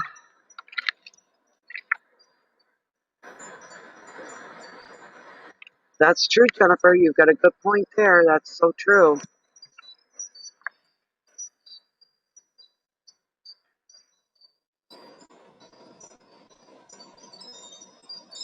I was wondering why I was getting hungry. Why am I getting hungry? Well, geez, Natalie, coming up on 4 hours. But at the time we're born, we're programmed to eat every 4 hours. So I can see now why I'm a little bit growly. A little bit growly. Do you love charms, Darlene? So do I. I even like the bigger ones, the big hollow ones, and they've got this. Oh, some of them are beautiful. They sound beautiful. Now, are we going to have to owe Claudia a reading if she doesn't show up? Fine. Soon. Thank you, Rhonda. I'm glad you guys enjoy them. I know some people don't. They say I can't stand the sound of chimes. My neighbor has chimes all year round. They've got chimes and they drive me crazy. Focus on something else and forget about the chimes already, you know? So, oh, where's our Claudia?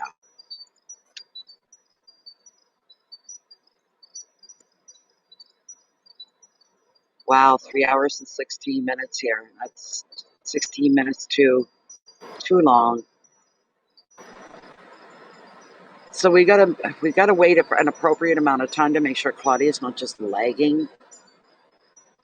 Or did she go to the bathroom? Did she lay her phone down? Did her laptop go to sleep? What's going on?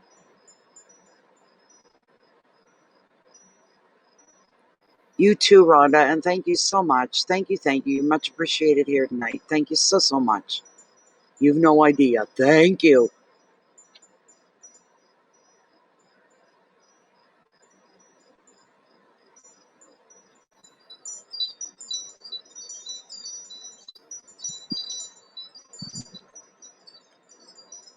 Claudia, Ms. Gonzalez.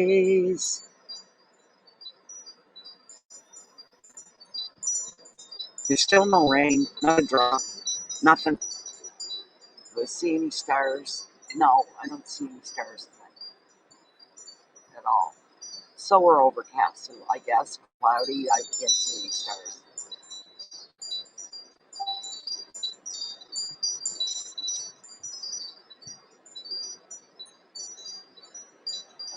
Bugs. Oh, oh my God! Here it comes. Oh, I gotta unplug. I'm gonna unplug and run through. Hold on, guys. Oh my God! As soon as I said it, move bear, move bear, move bear, move. Ah, it's cold. Oh my gosh. Oh my God. Oh my God. Ah, oh, I got all my lights unplugged. I better bring them in too. Hold on. Wow. And the rain just stopped. Wow, that was a downpour. As soon as I said it, well, it's not raining, and then boom. And I get my stuff, and we're going to be getting Jesus. Soaking wet. Put this inside. Oh, baby, you got to stay out of my way. You've got to stay out of my way. All right? You have to. Ah, sorry, guys. There's going to be a couple minutes here setting everything up. Wow, did that ever come down hard? Oh my God, what the hell? I'm tripping over everything.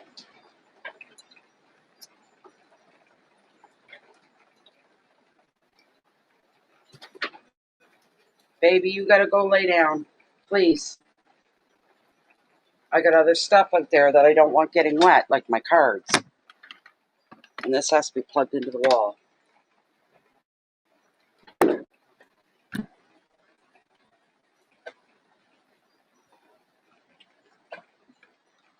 Okay.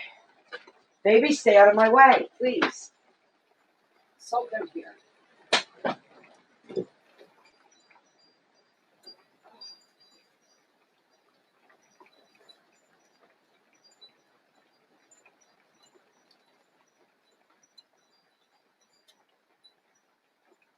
Oh, get off.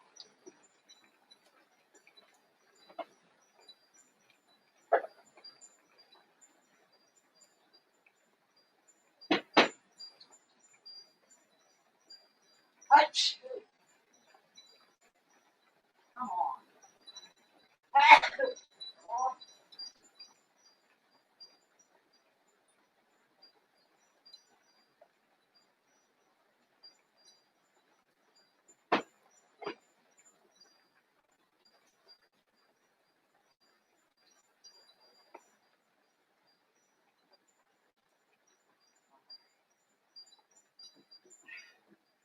Move. Move. Damn it, move. Oh my God. Holy shit, that's raining hard. I gotta get my lights all turned on. Oh my God. Where is that panel? Get out of here.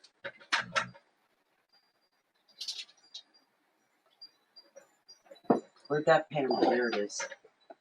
I gotta get everything plugged in again.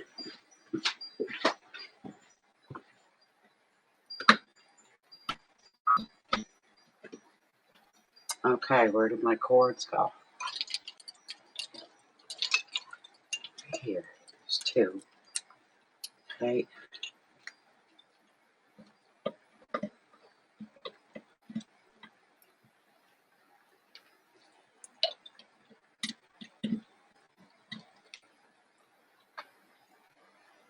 Why aren't my...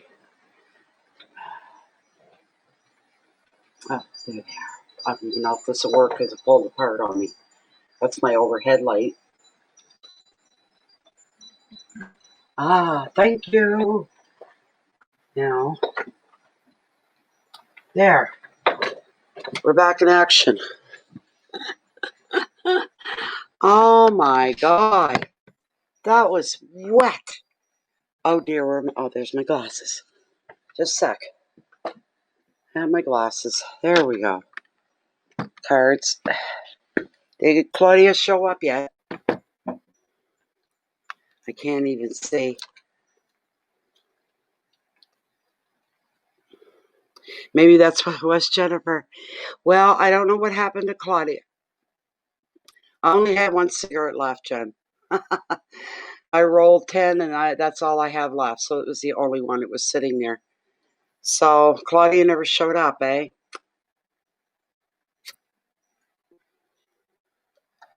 Wow. We don't get enough rain this summer, so even it's all over my glasses. I don't know, Jen. I don't think she's going to show up. We'll have to hold her till the next time, I think.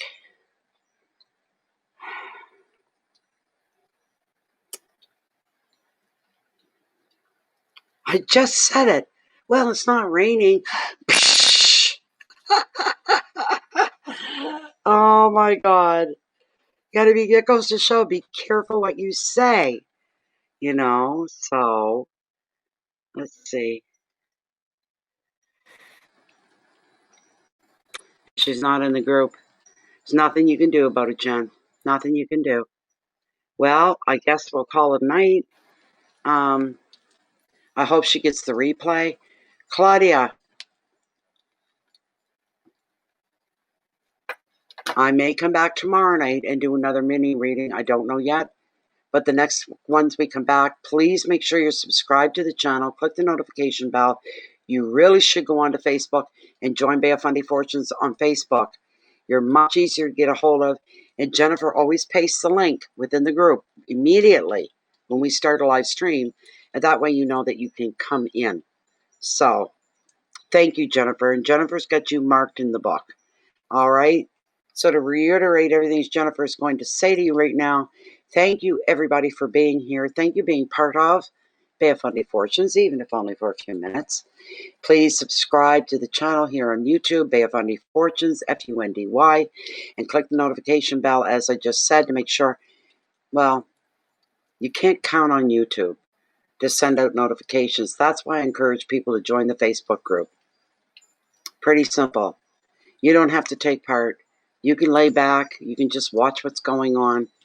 But come on in. That way you won't miss the notifications because they're guaranteed to be posted in there for every live reading. Please keep your integrity forefront and center. Thank you, Jennifer. Thank you, Lachey, for showing up. Thank you very much, Jennifer. Everybody give Jennifer a big thank you. She's the traffic cop, and so's Lachey at times, too. So,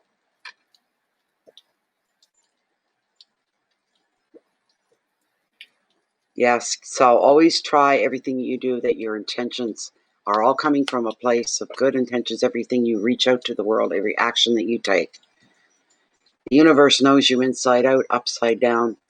It knows. You can fool some of the people some of the time, but you can never fool the universe. Not ever, ever, ever.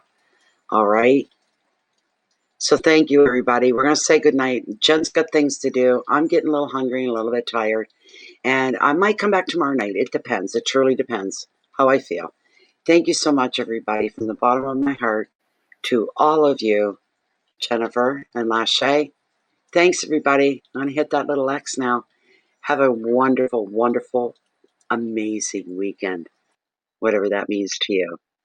So for now, my friends, we're going to say goodbye.